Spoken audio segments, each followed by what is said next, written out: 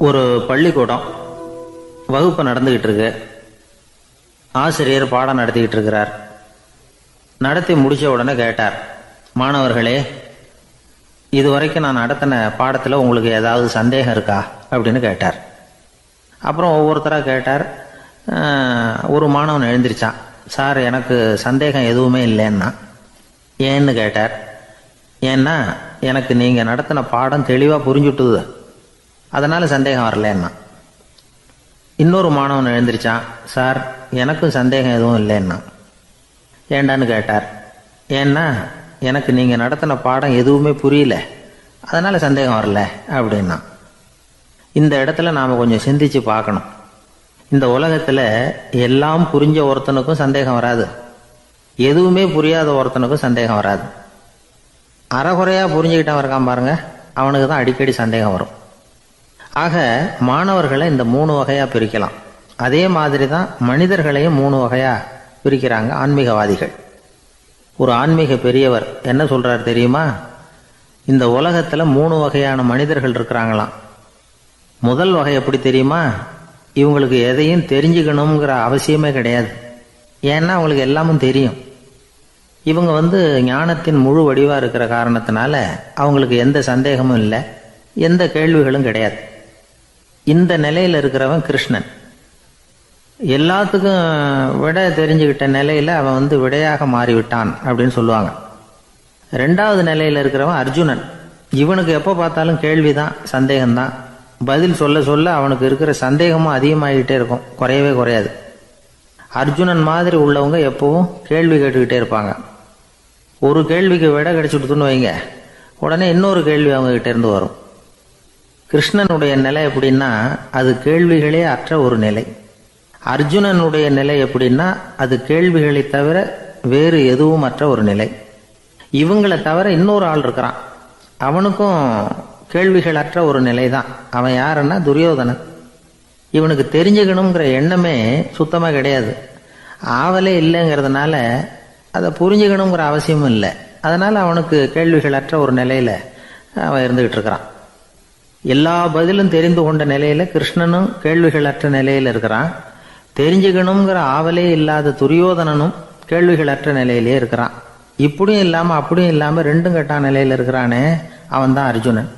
அதனால பெரியவங்கள்லாம் என்ன சொல்றாங்கன்னா, இந்த உலகத்தில் அர்ஜுனன்களாக இருக்கிறவங்க ஒன்று துரியோதனனா மாறிடணும், இல்லைன்னா கிருஷ்ணனா மாறிடணும்.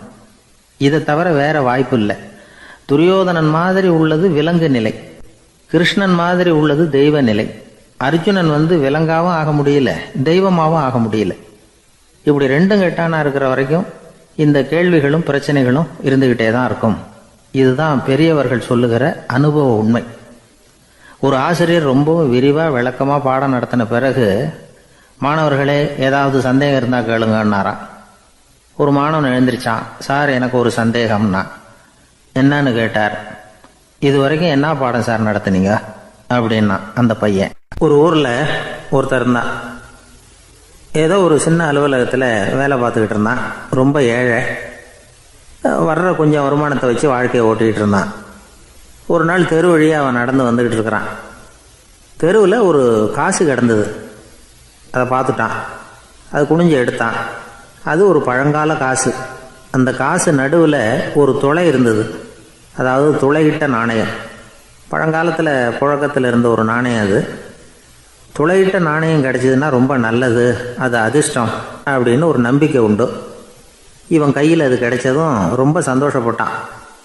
இனிமேல் என்னுடைய கஷ்டம்லாம் தீரப்போகுது, அதிர்ஷ்டம் என்னை தேடி வரும், நான் பணக்காரன் ஆகிடுவேன் அப்படின்னு சொல்லிட்டு அந்த காசை தன்னுடைய கோட்டு பையில் பத்திரமா போட்டு வச்சுக்கிட்டான். அடிக்கடி அதை தொட்டு பார்த்துக்கிறது உண்டு, வெளியில் எடுக்க மாட்டான். இப்படியே கொஞ்ச காலம் ஆச்சு. அதுக்கப்புறம் என்னாச்சு தெரியுமா? நிஜமாகவே அதிர்ஷ்டம் அவனை தேடி வர ஆரம்பிச்சுட்டுது. செல்வம் குவிஞ்சுது. பணம், பதவி, புகழ் எல்லாம் சேர்ந்தது. சமூகத்தில் அவன் ஒரு பெரிய மனுஷன் ஆயிட்டான். எல்லாரும் அவனை பாராட்டினாங்க. அவன் எதை தொட்டாலும் வெற்றி, எல்லாம் அந்த காசோட மகிமை அப்படின்னு அவன் மனசுக்குள்ளே நினச்சிக்கிட்டான். தினமும் காலையில் அந்த கோட்டை போட்டுக்கிட்டு தான் வெளியில் கிளம்புவான். புறப்படுறதுக்கு முன்னாடி கோட்டு பாக்கெட்டை தொட்டு பார்த்துக்குவான், உள்ளே காசு இருக்கா அப்படிங்கிறத உறுதிப்படுத்திக்குவான். அதுக்கப்புறம் தான் வெளியில் கிளம்புவான். இப்படியே பல வருஷம் ஓடி போச்சு. ஒரு நாள் அவனுக்கு அந்த ஆசை வந்துட்டுது. அதாவது அந்த துளையிட்ட நாணயத்தை எடுத்து கண்ணால் பார்க்கணும் அப்படின்னு. காலையில் சாப்பிட்டுக்கிட்டு இருந்தான். அப்போ தன்னுடைய மனைவிகிட்ட சொன்னான், ரொம்ப நாளைக்கு அப்புறம் என்னுடைய அந்த நாணயத்தை இன்றைக்கி வெளியில் எடுத்து பார்க்க போகிறேன்னா. என்னத்துக்கு அது, இப்போ அதை பார்க்க வேணாமே அப்படின்னு மெதுவாக இழுத்தாங்க அந்த அம்மா.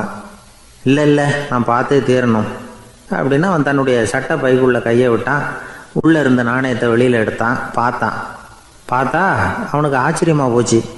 அந்த நாணயத்தில் தொலையே இல்லை. என்ன ஆச்சு அப்படின்னு சொல்லி அவன் ரொம்ப குழம்பி போயிட்டான். இப்போ அந்த அம்மா சொன்னாங்க, நான் தான் ஒரு நாள் உங்கள் கோட்டு ரொம்பவும் தூசியாக இருக்கேன்னு சொல்லி அதை ஜன்னலுக்கு வெளியில் உதறினேன். உள்ளே இருந்த அந்த காசு அப்போ எனக்கு தெரியாது, ஞாபகத்தில் இல்லை. அது தெருவில் விழுந்துட்டது போல இருக்கு. அதுக்கப்புறம் எவ்வளவோ தேடி பார்த்தேன், கிடைக்கல. அதுக்குள்ளே அதை யாரோ எடுத்துகிட்டு போயிட்டாங்க போல இருக்கு. அது இல்லைங்கிறது உங்களுக்கு தெரிஞ்சால் வருத்தமாக இருக்குமேங்கிறதுக்காக நான் தான் வேற ஒரு நாணயத்தை எடுத்து சட்டை பைக்குள்ளே வச்சுட்டேன் அப்படின்னு விவரத்தை சொன்னாங்க அந்த அம்மா. இது எப்போ நடந்ததுன்னு கேட்டான். உங்களுக்கு அந்த காசு கிடைச்சதே அன்னைக்கு மறுநாளே இது நடந்து போச்சு அப்படின்னாங்களாம்.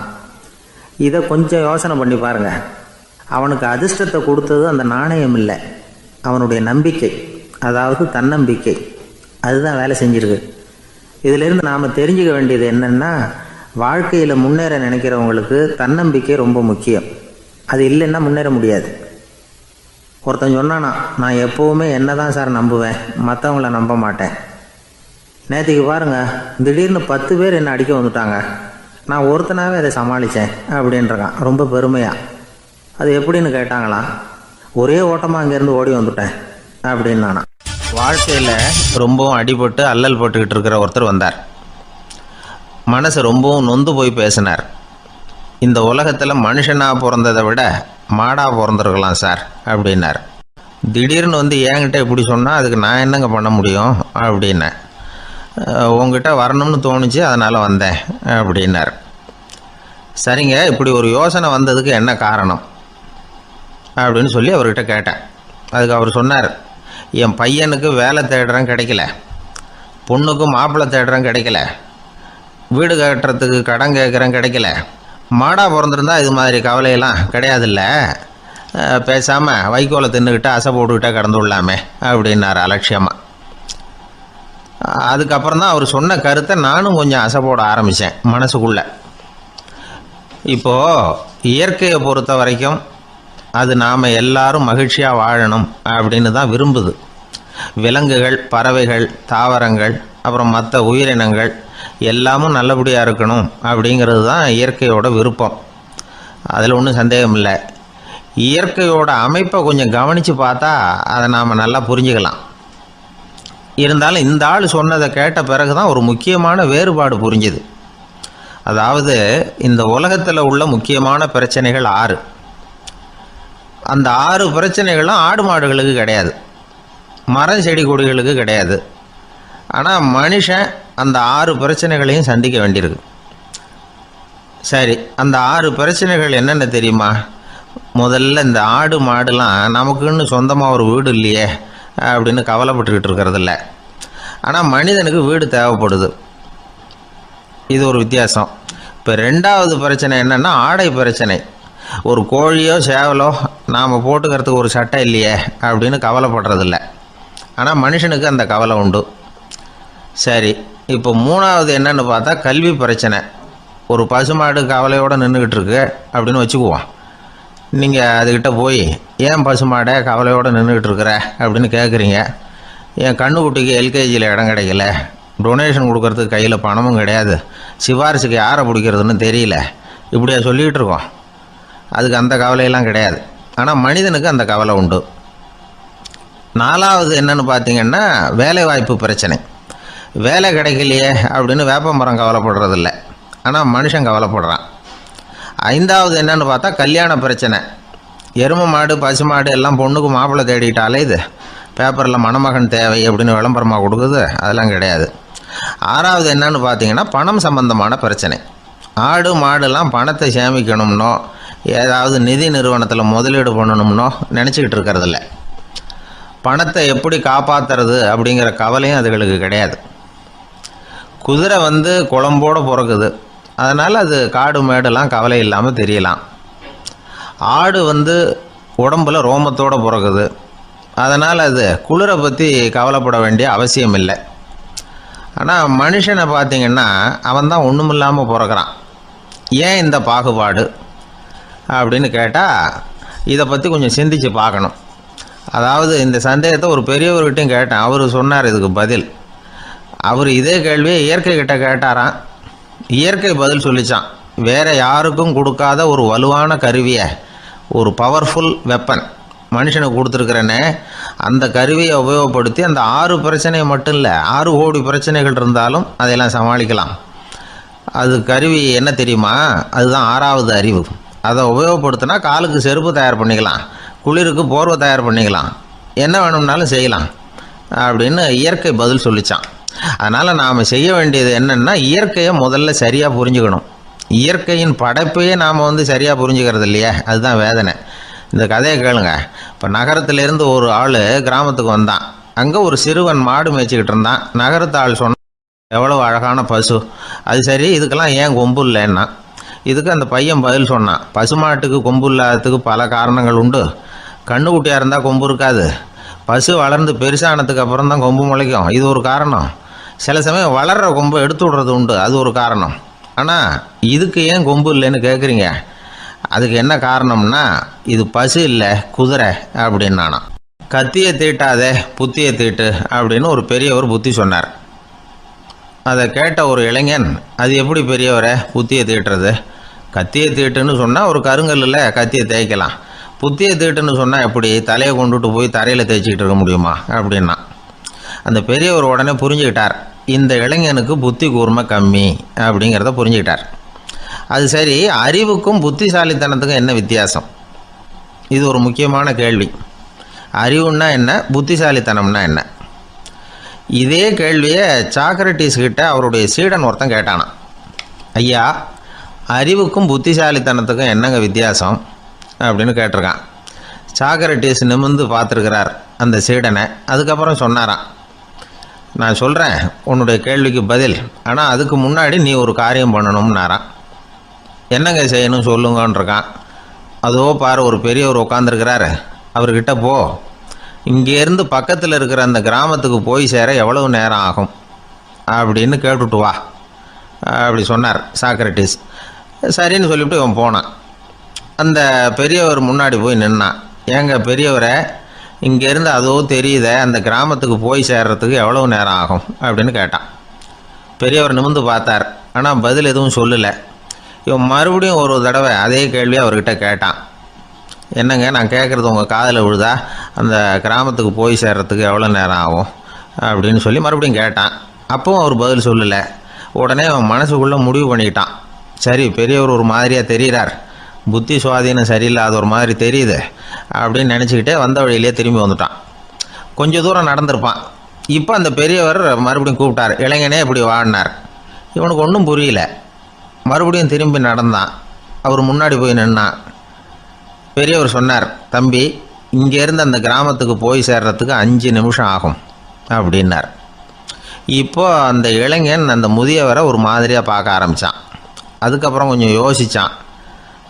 பிறகு அவர்கிட்டே கேட்டுட்டான், ஏங்க பெரியவரை, இதே பதிலை அப்போவே என்கிட்ட சொல்லியிருக்கலாமே, என்னை திரும்பி போன்னு சொல்லிவிட்டு பாதி தூரம் போனதுக்கப்புறம் மறுபடியும் கூப்பிட்டு அதுக்கப்புறம் இப்படி சொல்கிறீங்களே, இது நியாயமா அப்படின்னா. பெரியவர் சிரித்தார். அதுக்கப்புறம் சொன்னார், ஏன்பா, நீ எவ்வளவு வேகமாக நடக்கிறேங்கிறத பார்க்காம நீ கிராமத்துக்கு போய் சேர வேண்டிய நேரத்தை எப்படி என்னால் சொல்ல முடியும்?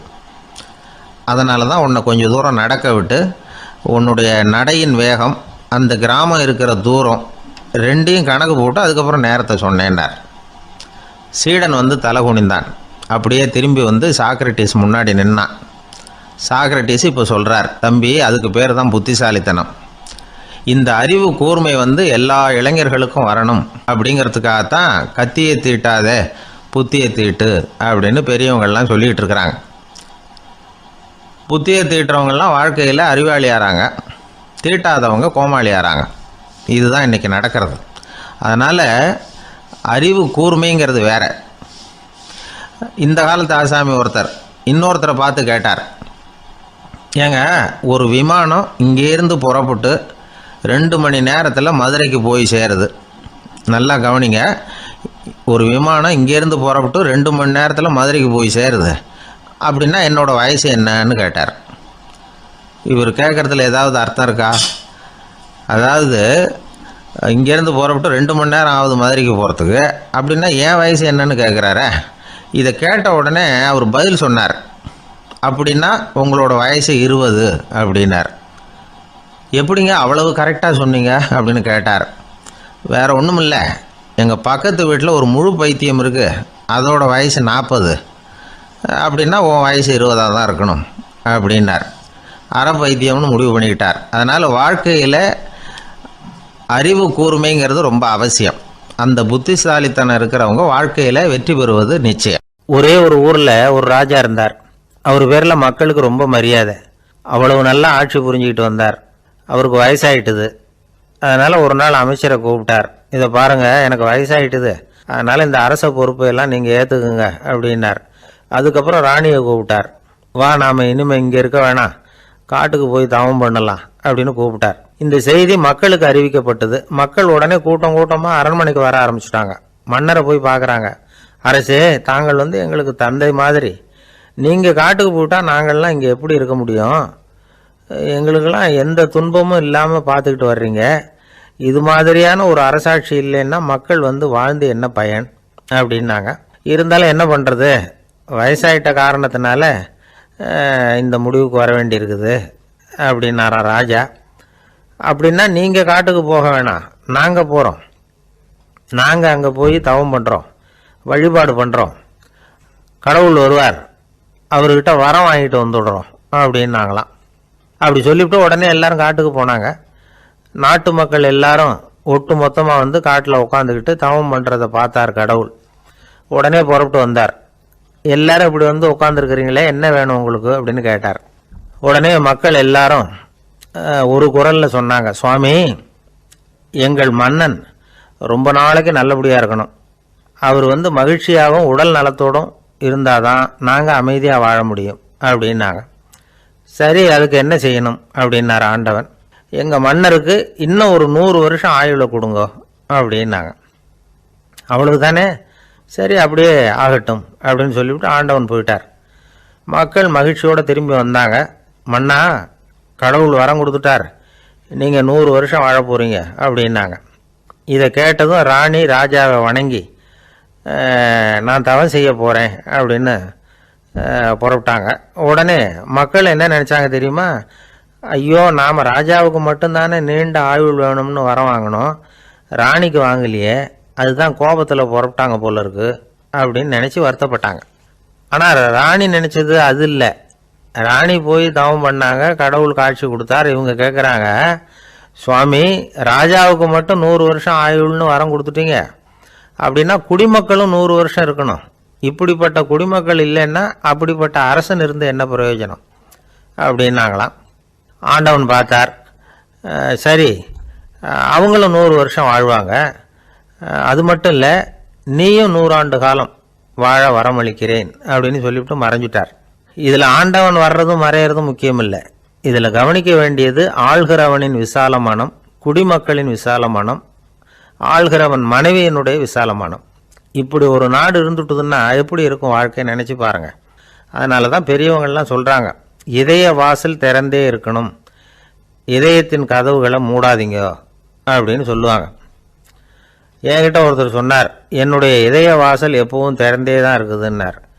எதனால் அப்படி சொல்கிறீங்க அப்படின்னு கேட்டோம். டாக்டரே சொல்லிவிட்டார், என்னுடைய இதயத்தில் ஒரு ஓட்டை இருக்குது அப்படின்னு, வால்வு சரியில்லையா அப்படிங்கிறார். ஒரு ஊரில் ஒரு ராஜா இருந்தார். அவர் அடிக்கடி காட்டுக்கு வேட்டையாட போவார். சில நண்பர்களையும் கூட அழைச்சிக்கிட்டு போவார். காட்டுக்கு போனதும் ஆளுக்கு ஒரு பக்கமாக போய் வேட்டையாடுவாங்க. சாயந்தரமாக திரும்பி வருவாங்க. மறுநாள் அரண்மனையில் உட்காந்து ஒவ்வொருத்தரும் அவங்க அனுபவங்களை எல்லாம் சொல்லிக்குவாங்க. அவங்க வீரத்துக்கு தகுந்த மாதிரி பரிசை அந்த ராஜா கொடுப்பார். இது மாதிரி ஒரு தடவை எல்லாரும் வேட்டைக்கு போயிட்டு திரும்பி வந்ததும் உட்காந்து பேச ஆரம்பிச்சிருக்கிறாங்க. ஒருத்தன் சொன்னான், தன்னுடைய வீர செயலை பற்றி அளக்க ஆரம்பிச்சிட்டான். ஏன்னா அது அதுக்கு பரிசு கிடைக்க போகுதில்ல, அதனால். அவன் என்ன சொன்னான் தெரியுமா? அரசே, நேற்றுக்கு காட்டில் என்னாச்சு தெரியுமா? எனக்கு நேராக ஒரு சிங்கம் வாயை திறந்துக்கிட்டு வந்துட்டுது. நான் பயப்படவே இல்லை. உடனே ஒரு கல்லை எடுத்து குறி பார்த்து வீசினேன். சிங்கத்து வாய்க்குள்ளே போய் அந்த கல் மாட்டிக்கிட்டுது. அவ்வளவுதான். அந்த சிங்கம் என்னை பார்த்துட்டு பயந்துட்டு ஒரே ஓட்டமாக திரும்பி ஓடி போயிட்டுது அப்படின்னா. ஆஹா பலே அப்படின்னு எல்லாரும் கை தட்டினாங்க. ரெண்டாவது ஆள் ஒருத்தன் எழுந்திரிச்சான். அவன் சொல்ல ஆரம்பித்தான், அரசே, நான் போன வழியில் 2 பெரிய மலைப்பாம்பு கிடந்தது. என்னை மூழ்கிறதுக்கு வந்தது. நான் என்ன பண்ணேன் தெரியுமா? அந்த 2 பாம்போட வாலையும் ஒன்றா சேர்த்து முடிச்சு போட்டுட்டேன். அவ்வளவுதான். அது அங்கே இழுக்க இது இங்கே இழுக்க முடிச்சு நல்லா இறுகி போட்டுது அப்படின்றான். ஆஹா அற்புதம்னு சொல்லி எல்லாரும் கை தட்டினாங்களாம். அடுத்தபடியாக 3வது ஆள் ஒருத்தன் வந்தான். அவன் சொல்ல ஆரம்பித்தான், மன்னா, நான் போன பாதையில் குறுக்க ஒரு ஆறு, அதில் இறங்கி குளித்தேன். யாரோ காலை பிடிச்சி இழுக்கிறது மாதிரி இருந்தது. திரும்பி பார்த்தா ஒரு பெரிய முதலை. நான் உடனே அப்படியே ஒரு துள்ளல் துள்ளி அது முதுகில் போய் உக்காந்துக்கிட்டேன். அதை அப்படியே கரைக்கு நீந்த வச்சேன். கரைக்கு வந்து சேர்ந்ததும் அப்படியே ஒரே துள்ளி குதிச்சு கரைக்கு வந்துட்டேன் அப்படின்றான். அவன் தன்னுடைய வீரத்தை அப்படி சொல்லியிருக்கான். அடடா எப்பேற்பட்ட வீரம் அப்படின்னு எல்லாரும் கை தட்டினாங்களாம். 4வது ஆள் எழுந்திரிச்சான். மன்னா, நான் போன இடத்துல ஒரு கரடி வந்து என்னை துரத்த ஆரம்பிச்சுட்டுது. நான் ஒரு மலை உச்சிக்கு வந்துட்டேன். அதுக்கப்புறம் ஒரு அடி எடுத்து வச்சாலும் அதில் பாதாளத்தில் விழ வேண்டியது தான். அந்த நேரம் பார்த்து ஒரு பெரிய ராட்சச கழுகு அந்த பக்கமாக பறந்து வந்தது. நான் உடனே அப்படியே உயர எழும்பி அந்த கழுகோட காலை பிடிச்சிக்கிட்டேன். அப்படியே தொங்கிக்கிட்டே வந்தேன். ஒரு நல்ல இடம் வந்ததும் தொப்புன்னு கீழே குதிச்சு நடந்து வந்துட்டேன்னா. இதுக்கும் எல்லாரும் கை தட்டுறாங்க. கடைசியாக ஒரு ஆள் எழுந்திரிச்சான். அரசே, நான் வந்து போன வழியில் ஒரு பெரிய யானை குறுக்க வந்தது. பயங்கரமாக சத்தம் போட்டுக்கிட்டே வந்தது. நான் பயந்து ஓடலை. உடனே என்ன பண்ணேன் தெரியுமா? அந்த யானையோட வாலை பிடிச்சி தூக்கினேன். தலைக்கு மேலே தூக்கி கரன்னு சுற்றினேன். வேகமாக சுற்றி வீசி எறிஞ்சேன். அவ்வளவுதான். அதே ஸ்பீடில் அந்த யானை மேலே போக ஆரம்பிச்சுட்டுது. இன்னும் கூட அது போய்கிட்டே தான் இருக்குது, கீழே விழவே இல்லைன்னா. இதை கேட்டதும் ராஜாவுக்கு கோபம் வந்துட்டுது. என்ன முட்டாள்னு நினச்சிக்கிட்டு பேசுறியா? யானையை வந்து நீ வாலை பிடிச்சி தூக்குன, அதை நான் நம்பணுமா அப்படின்னார். உடனே இவன் பணிவாக பதில் சொன்னான், அரசே, ஒரு சிங்கத்து வாயில் கல் மாட்டிக்கிட்டதை நம்புறீங்க, மலைப்பாம்பு வாலை பிடிச்சி முடிச்சு போட்டதை நம்புறீங்க, முதல்ல முதுகில் சவாரி பண்ணதையும் நம்புறீங்க, கழுகு காலை பிடிச்சிக்கிட்டு பறக்கிறதையும் நம்புறீங்க. அப்படி நம்புறப்ப நான் சொன்னதை மட்டும் நம்பக்கூடாதா அப்படின்னு கேட்டானான். பொய் சொன்னவங்கெல்லாம் தலையை தொங்க போட்டுக்கிட்டாங்களாம். ராஜா அவங்கள பார்த்து சொன்னாராம், நீங்கள் எல்லாரும் என்னை முட்டாளாக்கி இருக்கிறீங்க. கடைசியாக பேசின இவன் தான் எனக்கு உண்மை எது பொய் எதுங்கிறத புரிய வச்சிருக்கிறான். இவன் தான் உண்மையான தைரியசாலி அப்படின்னு சொல்லி அவனுக்கே பரிசையெல்லாம் கொடுத்து பாராட்டினாராம். இப்படி ஒரு கதை. உண்மையை நிலைநாட்டுகிறவன் தான் உண்மையான வீரன் அப்படிங்கிறத இதிலிருந்து நாம் புரிஞ்சுக்கணும். இந்த காலத்துல எல்லாம் பொய் சொன்னாதான் பிழைக்க முடியுங்கிறது ஒரு சில பேரோட நம்பிக்கை. ஒரு அப்பாவுக்கு தன் மகனுக்கு பொய் சொல்ல தெரியலையேங்கிற கவலை. பொய் சொன்னாதான் இந்த உலகத்தில் பிழைக்கலாம், ஆனால் இவனுக்கு அது தெரியலையே, அதனால் இவனை அழைச்சிட்டு போய் நடுக்கடலில் விட்டுட்டு வந்துடுவோம் அப்படின்னு அழைச்சிட்டு புறப்பட்டான். கடற்கரைக்கு போனான். மகனுக்கு சந்தேகம், எங்கேப்பா என்னை அழைச்சிட்டு போகிறேன்னு கேட்டிருக்கான். கடலில் மீன் பிடிக்க கற்றுக் கொடுக்க போகிறேன் உனக்கு அப்படின்னானா. நான் ஏற்கனவே மீன் பிடிச்சிட்டேனேன்னானா இவன் மகன். எங்கே அதுன்னு கேட்டிருக்கான் அப்பங்காரன். சுட்டு சாப்பிட்டுட்டேன்ருக்கான் புள்ள. அப்பங்காரன் பார்த்தான், சரி நம்ம புள்ள பொழைச்சிக்கோ அப்படின்னு சொல்லி திருப்பி அழைச்சிட்டு வந்துட்டானா. இணை புரியாத 2 நண்பர்கள் இருந்தாங்களாம். 2 பேரும் விடாமல் சிகரெட்டு குடிக்கிறவங்க. அதில் ஒருத்தன் செத்து போட்டான். இன்னொருத்தன் அதுக்கப்புறம் 2 சிகரெட்டாக குடிக்க ஆரம்பிச்சானா. ஏன் இப்படி பண்ணுறேன்னு கேட்டிருக்காங்க. நான் ஒரு சிகரெட்டு தான் குடிக்கிறேன், செத்து போன என்னுடைய ஃப்ரெண்டு இருக்கானே செத்து போனவன், அவனுக்காக இன்னொரு சிகரெட்டு குடிக்கிறேன் அப்படின்னு நானா. இது ரொம்ப ஆபத்து, விட்டுடு அப்படின்னு சொல்லியிருக்காங்க. சரின்னு ஒத்துக்கிட்டான். ஆனால் அதுக்கப்புறமும் ஒரு சிகரெட் வீதமாக குடிச்சிக்கிட்டே இருந்தான். சிகரெட் பழக்கத்தை நீ இன்னும் விடலையான்னு கேட்டாங்களாம்.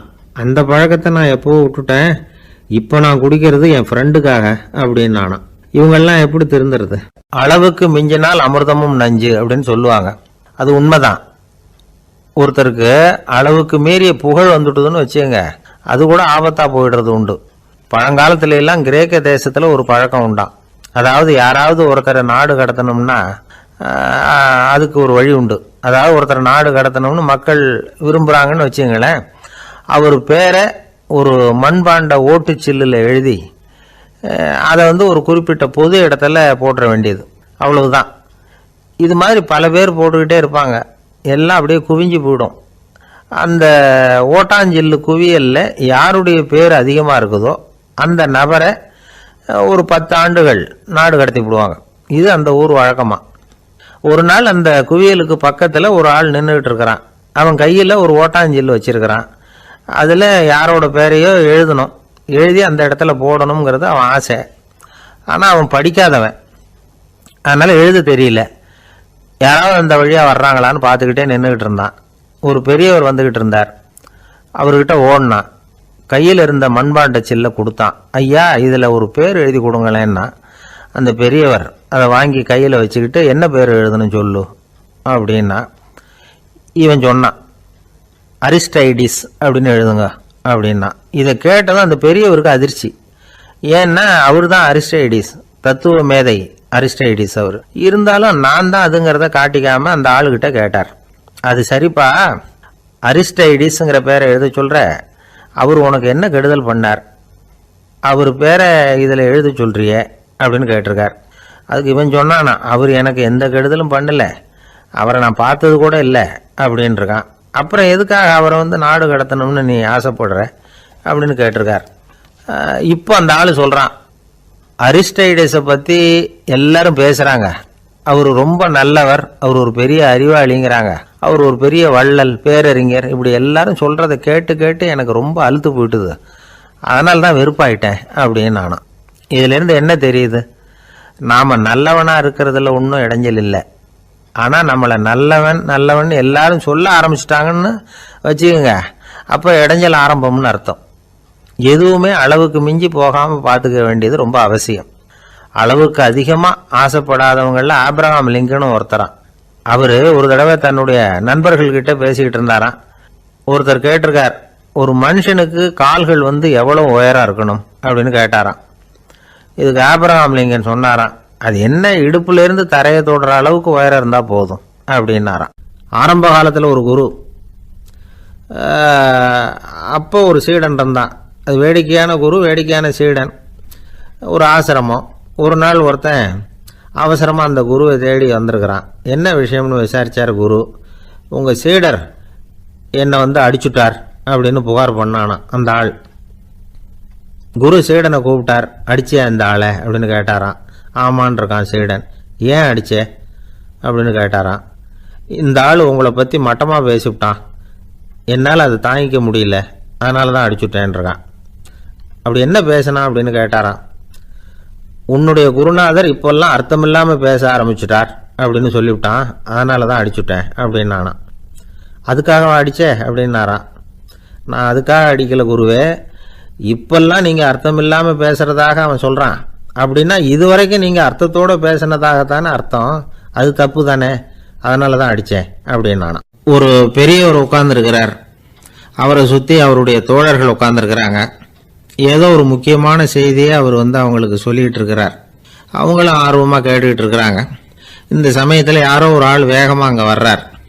வர்ற வேகத்திலேயே எனக்கு ஏதாவது உதவி செய்யுங்க அப்படின்னு கேட்டுக்கிட்டே வர்றார். கேட்கறது உதவி, ஆனால் குரல் மிரட்டுறது மாதிரி இருக்குது, அதட்டி கேட்கறது மாதிரி இருக்குது. இதை கேட்டதும் அந்த பெரியவர் ஆத்திரப்படலை, ஆனால் அவரை சுற்றி இருந்தவங்க ஆத்திரப்பட்டாங்க. இதை பெரியவர் கவனித்தார். கொஞ்சம் அமைதியாக இருங்கன்னார். வந்தவரை கூப்பிட்டார்.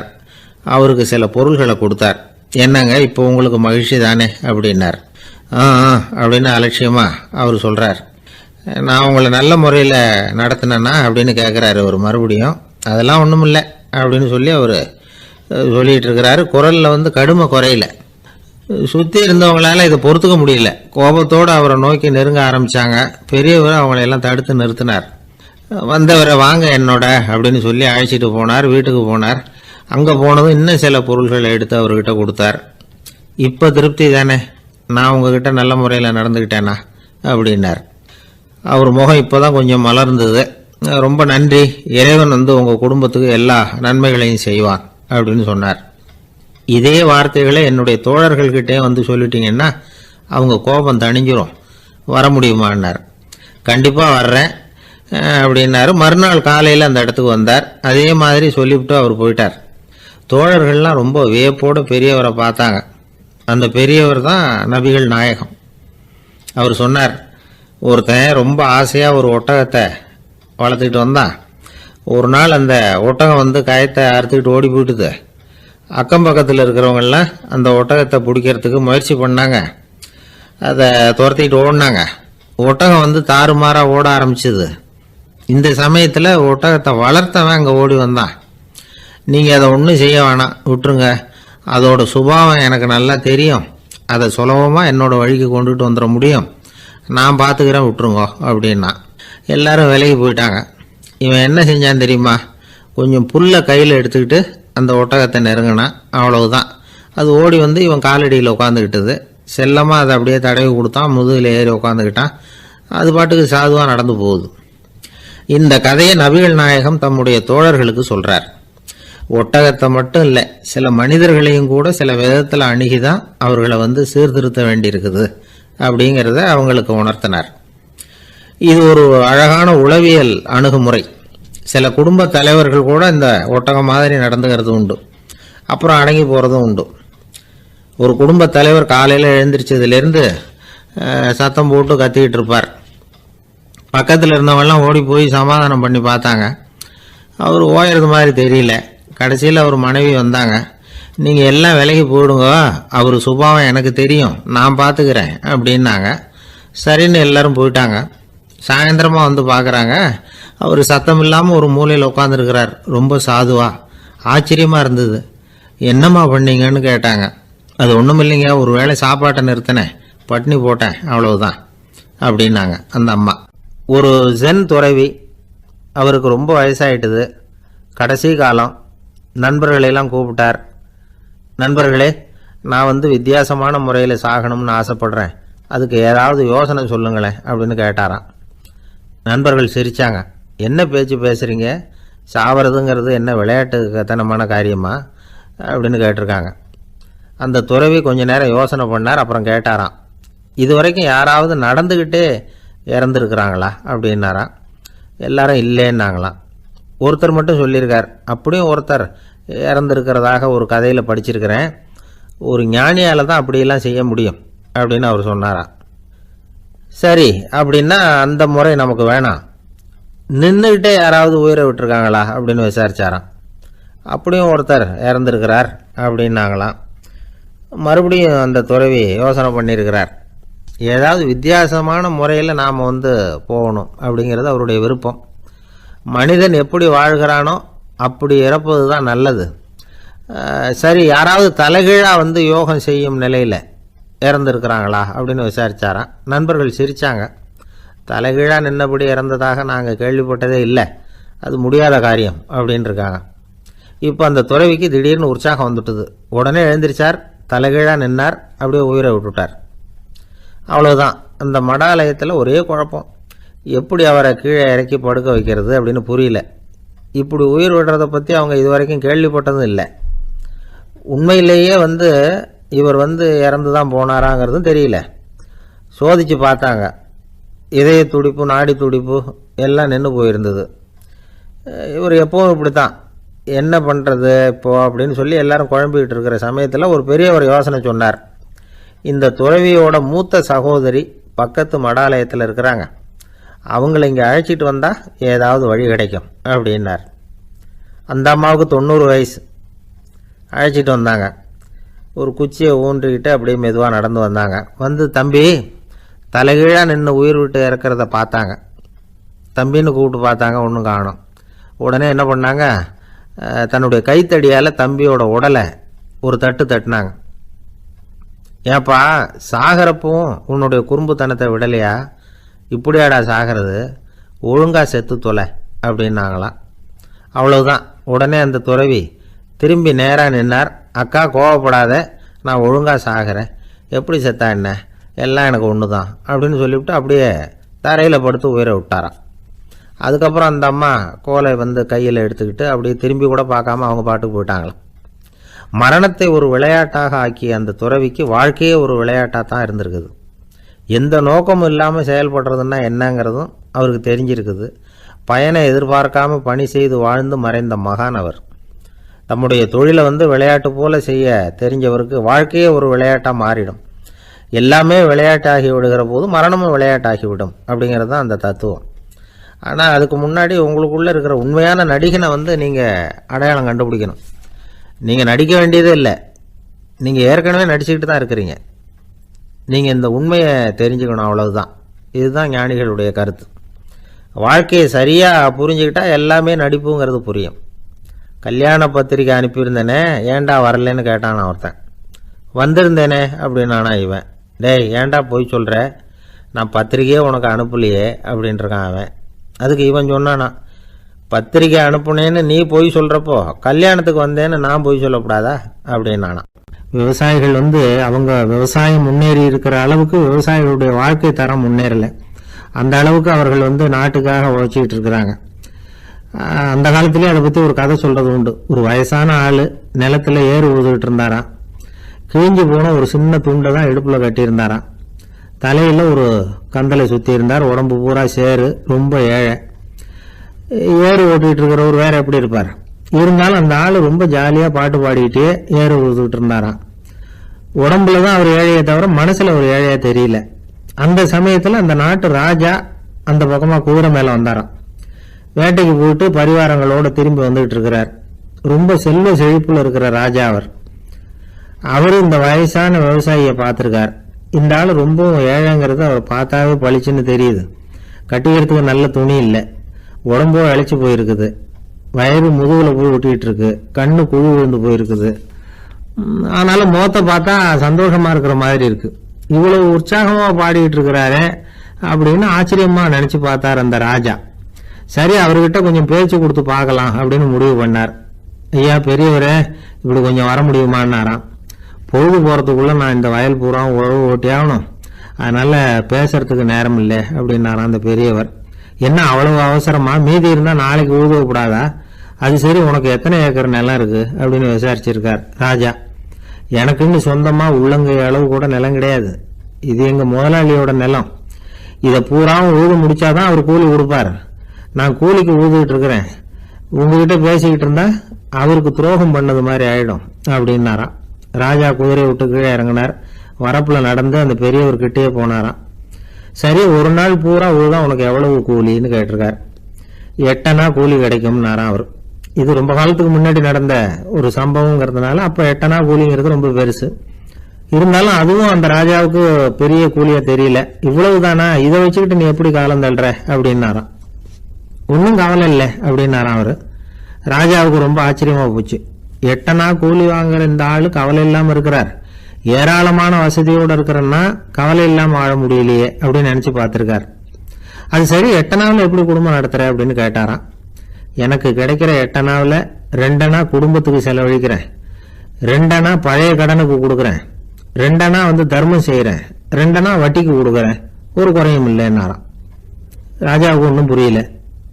எனக்கு ஒன்றும் புரியலேன்னு இருக்காரு. ஐயா, எனக்கும் என் மனைவிக்கும் 2 அணா செலவாகுது. வயசான அம்மா அப்பா இருக்கிறாங்க, சின்ன வயசுல என்னை காப்பாத்தினவங்க அவங்க. அந்த கடனுக்கு 2 அணா செலவாகுது, அது பழைய கடன். என் தங்கச்சி ஒருத்தி ஆதரவு இல்லாத நிலைமையில தன்னுடைய மகனோட என் வீட்டுல இருக்கிறா. அவளுக்கும் அவள் மகனுக்கும் 2 அணா செலவு பண்றேன், அது தர்மம். எனக்கு 2 பிள்ளைங்க இருக்கிறாங்க, அவங்களுக்கு 2 அணா செலவு பண்றேன், அது வட்டிக்கு கொடுக்கறது மாதிரி. பிற்காலத்துல அவங்க எங்களை காப்பாத்துவாங்க. அந்த வகையில நான் திருப்தியோட வாழ்ந்துகிட்டு இருக்கிறேன் அப்படின்னாராம். ராஜாவுக்கு அர்த்தம் புரிய ஆரம்பிச்சுதான்.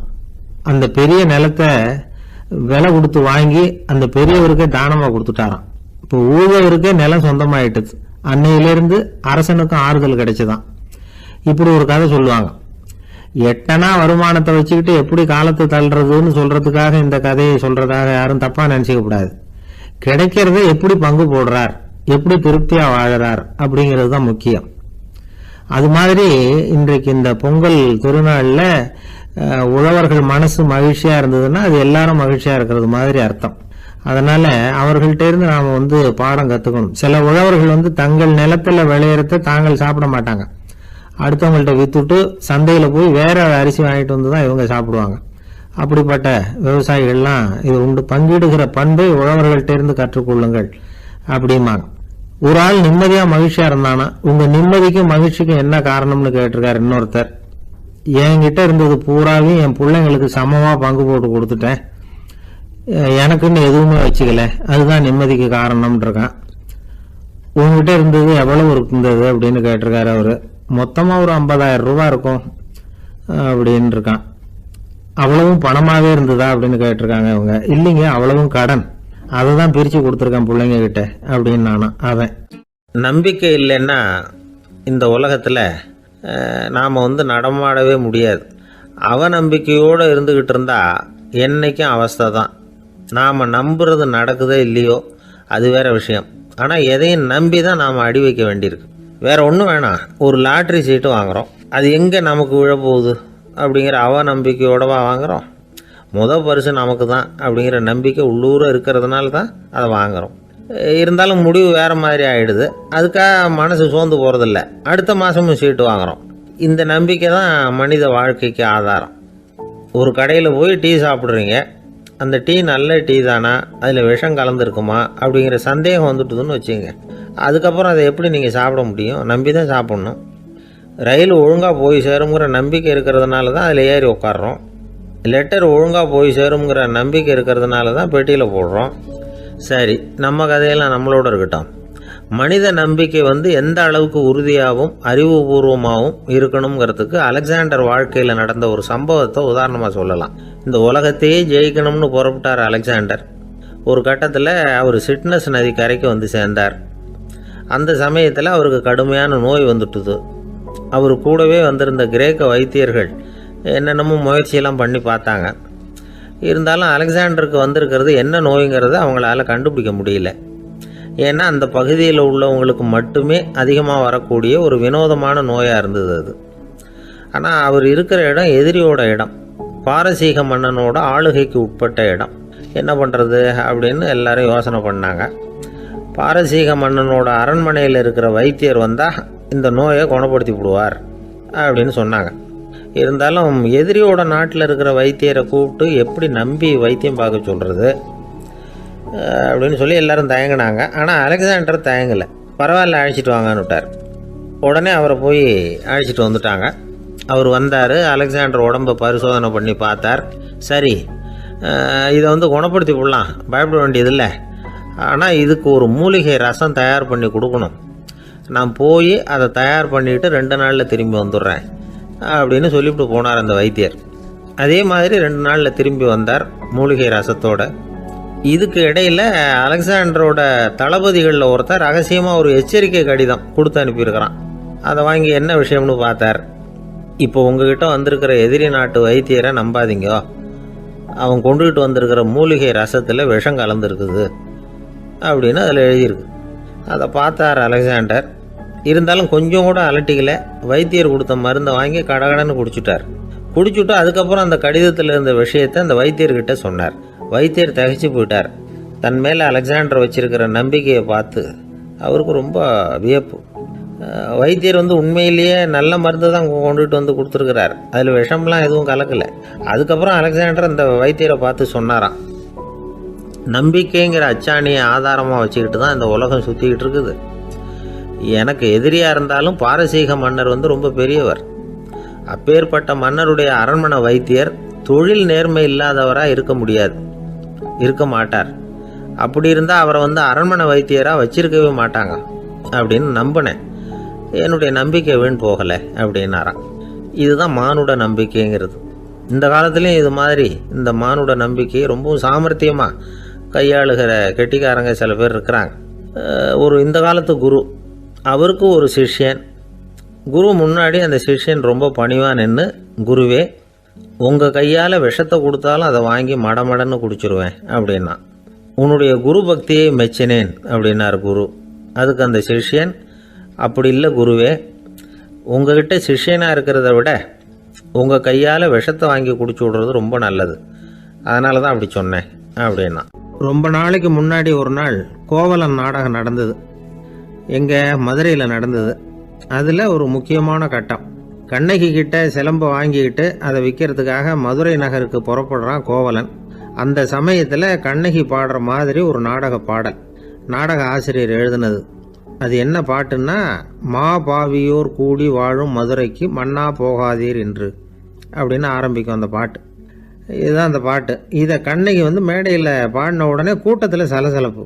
நம்ம ஊர்லேயே வந்து நமக்கு முன்னாடியே நின்றுக்கிட்டு மா பாவியோர் கூடி வாழும் மதுரை அப்படின்னு சொல்கிறாங்களே, என்ன தைரியம் அப்படின்னு எல்லாம் குழப்பம் பண்ண ஆரம்பிச்சிட்டாங்க.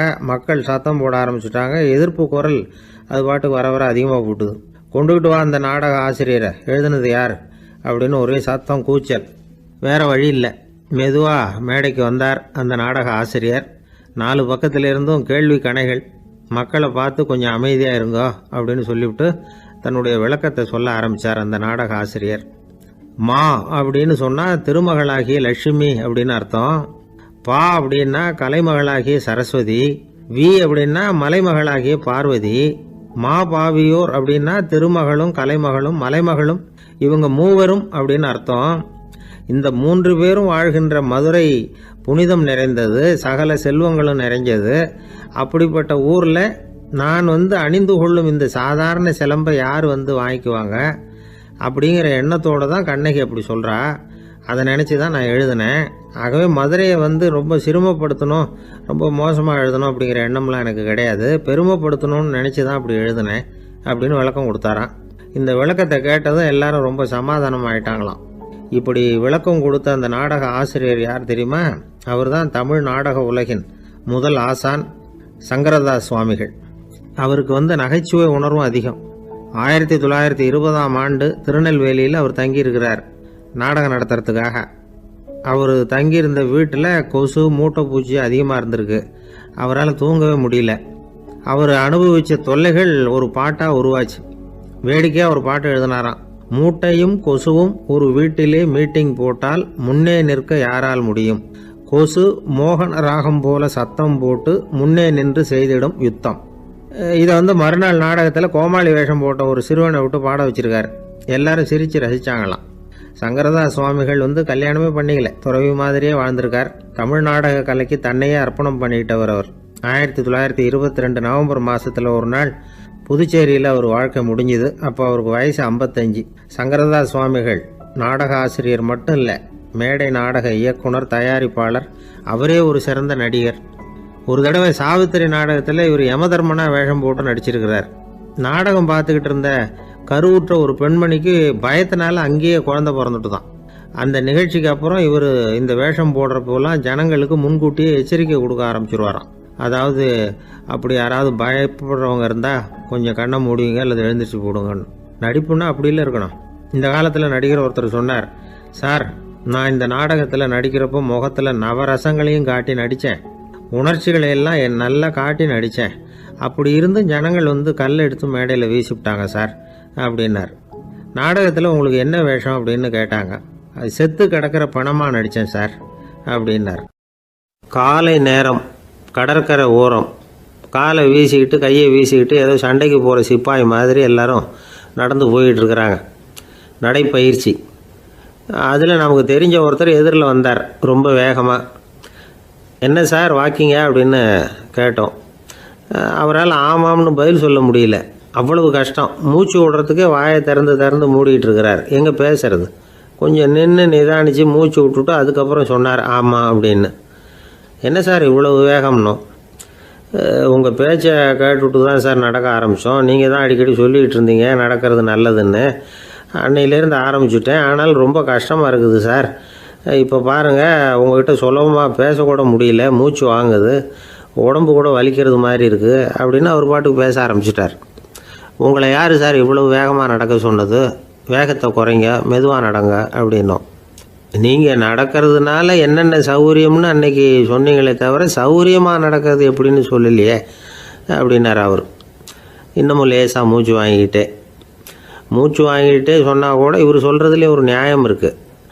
அதனால் இந்த நடைப்பயிற்சி பண்ணுறவங்க கவனிக்க வேண்டிய சில முக்கியமான குறிப்புகள் இருக்குது. அது என்னென்னங்கிறத அவங்க தெரிஞ்சுக்கணும். அது தெரிஞ்சு வச்சுக்கிறது நல்லது. இதெல்லாம் மருத்துவ நிபுணர்கள் சொல்கிற குறிப்புகள். அவங்க என்ன சொல்கிறாங்க தெரியுமா? உங்கள் வயசு 40க்கு மேலேயா? உங்கள் எடை வந்து இருக்க வேண்டியதை விட 10 கிலோ அதிகமாக இருக்குதா? நீங்கள் புகை பிடிக்கிறவரா? இதய நோய், இரத்த நாள நோய், உயர் இரத்த அழுத்தம் இப்படி ஏதாவது உங்களுக்கு உண்டா? அப்படின்னா நீங்கள் உங்கள் இஷ்டத்துக்கு வரிஞ்சு கட்டிக்கிட்டு நடைப்பயிற்சி பண்ண ஆரம்பிச்சிடாதீங்க. முதல்ல ஒரு மருத்துவ பரிசோதனை பண்ணிக்கங்க, அதுதான் நல்லது அப்படின்னு அவங்க சொல்கிறாங்க. நடக்கிறப்போ, உடற்பயிற்சி செய்கிறப்போ மார்பு பகுதியில் அல்லது வேறு எங்கேயாவது தொடர்ந்து வலி இருந்ததுன்னா பயிற்சியை நிறுத்தி விட்டு டாக்டரை போய் பார்க்கணும். நடைப்பயிற்சி பண்ணுறப்போ உங்கள் சக்திக்கு தகுந்த மாதிரி மெதுவாக அதிக கஷ்டம் இல்லாமல் முன்னேறலாம். அங்கே என்ன போட்டியாக வைக்கிறாங்க, முந்திக்கிட்டு போய் என்ன பண்ண போகிறோம், பரிசாக வாங்க போகிறோம். அதனால் நிதானம் அவசியம் அப்படிங்கிறது அவங்க ஆலோசனை. தொந்தரவு கொடுக்காத ஷூ, ட்ரெஸ்ஸு இதுகளை உபயோகப்படுத்துங்க. பாதத்தில் ஆடு தசை இருக்குல்ல, அங்கே ஏதாவது பிரச்சனை இருந்ததுன்னா டாக்டரை பாருங்கள். இந்த பாதத்தில் வலி வரும் அந்த இடத்துல. வெயில் காலமாக இருந்தால் தலைக்கு தொப்பி வச்சுக்கோங்க. பனியில் நடந்தாலும் அப்படி தான், தலையை பத்திரமா பார்த்துக்குங்க. நம்மக்கிட்ட ஏதோ கொஞ்சம் உருப்படியாக தெரியறது அது தானே. உடற்பயிற்சிக்கு முன்னாடி பின்னாடி பயிற்சி செய்கிறப்போ நிறைய தண்ணி குடிக்கலாமா. முதல் 1 மாதத்துக்கு கொஞ்சம் தளர்த்தியாக சாவகாசமாக நடக்கலாம்.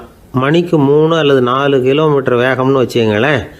அதுக்கப்புறம் வேகத்தை அதிகப்படுத்தலாம். மணிக்கு 6 அல்லது 8 கிலோமீட்டர் அளவுக்கு நடக்கலாம். நல்லா கையை வீசிக்கிட்டு நடக்கணும். மூச்சு விடுற எண்ணிக்கை அதிகரிக்கணும். இது மாதிரி ஒரு 30 நிமிஷம் நடக்கலாம். தனியாக நடந்து போகிறதுக்கு உங்களுக்கு என்னமோ மாதிரி இருக்குதா, கூட யாரையாவது சேர்த்துக்குங்க. ஒரு குரூப்பாக சேர்ந்து போகலாம். நடக்கிறதுங்கிறத ஒரு சந்தோஷமான சமாச்சாரமாக ஆக்கிக்கணும். தினம் இப்படி நடக்க வேண்டி இருக்குதே அப்படின்னு புலம்பிக்கிட்டே போகக்கூடாது.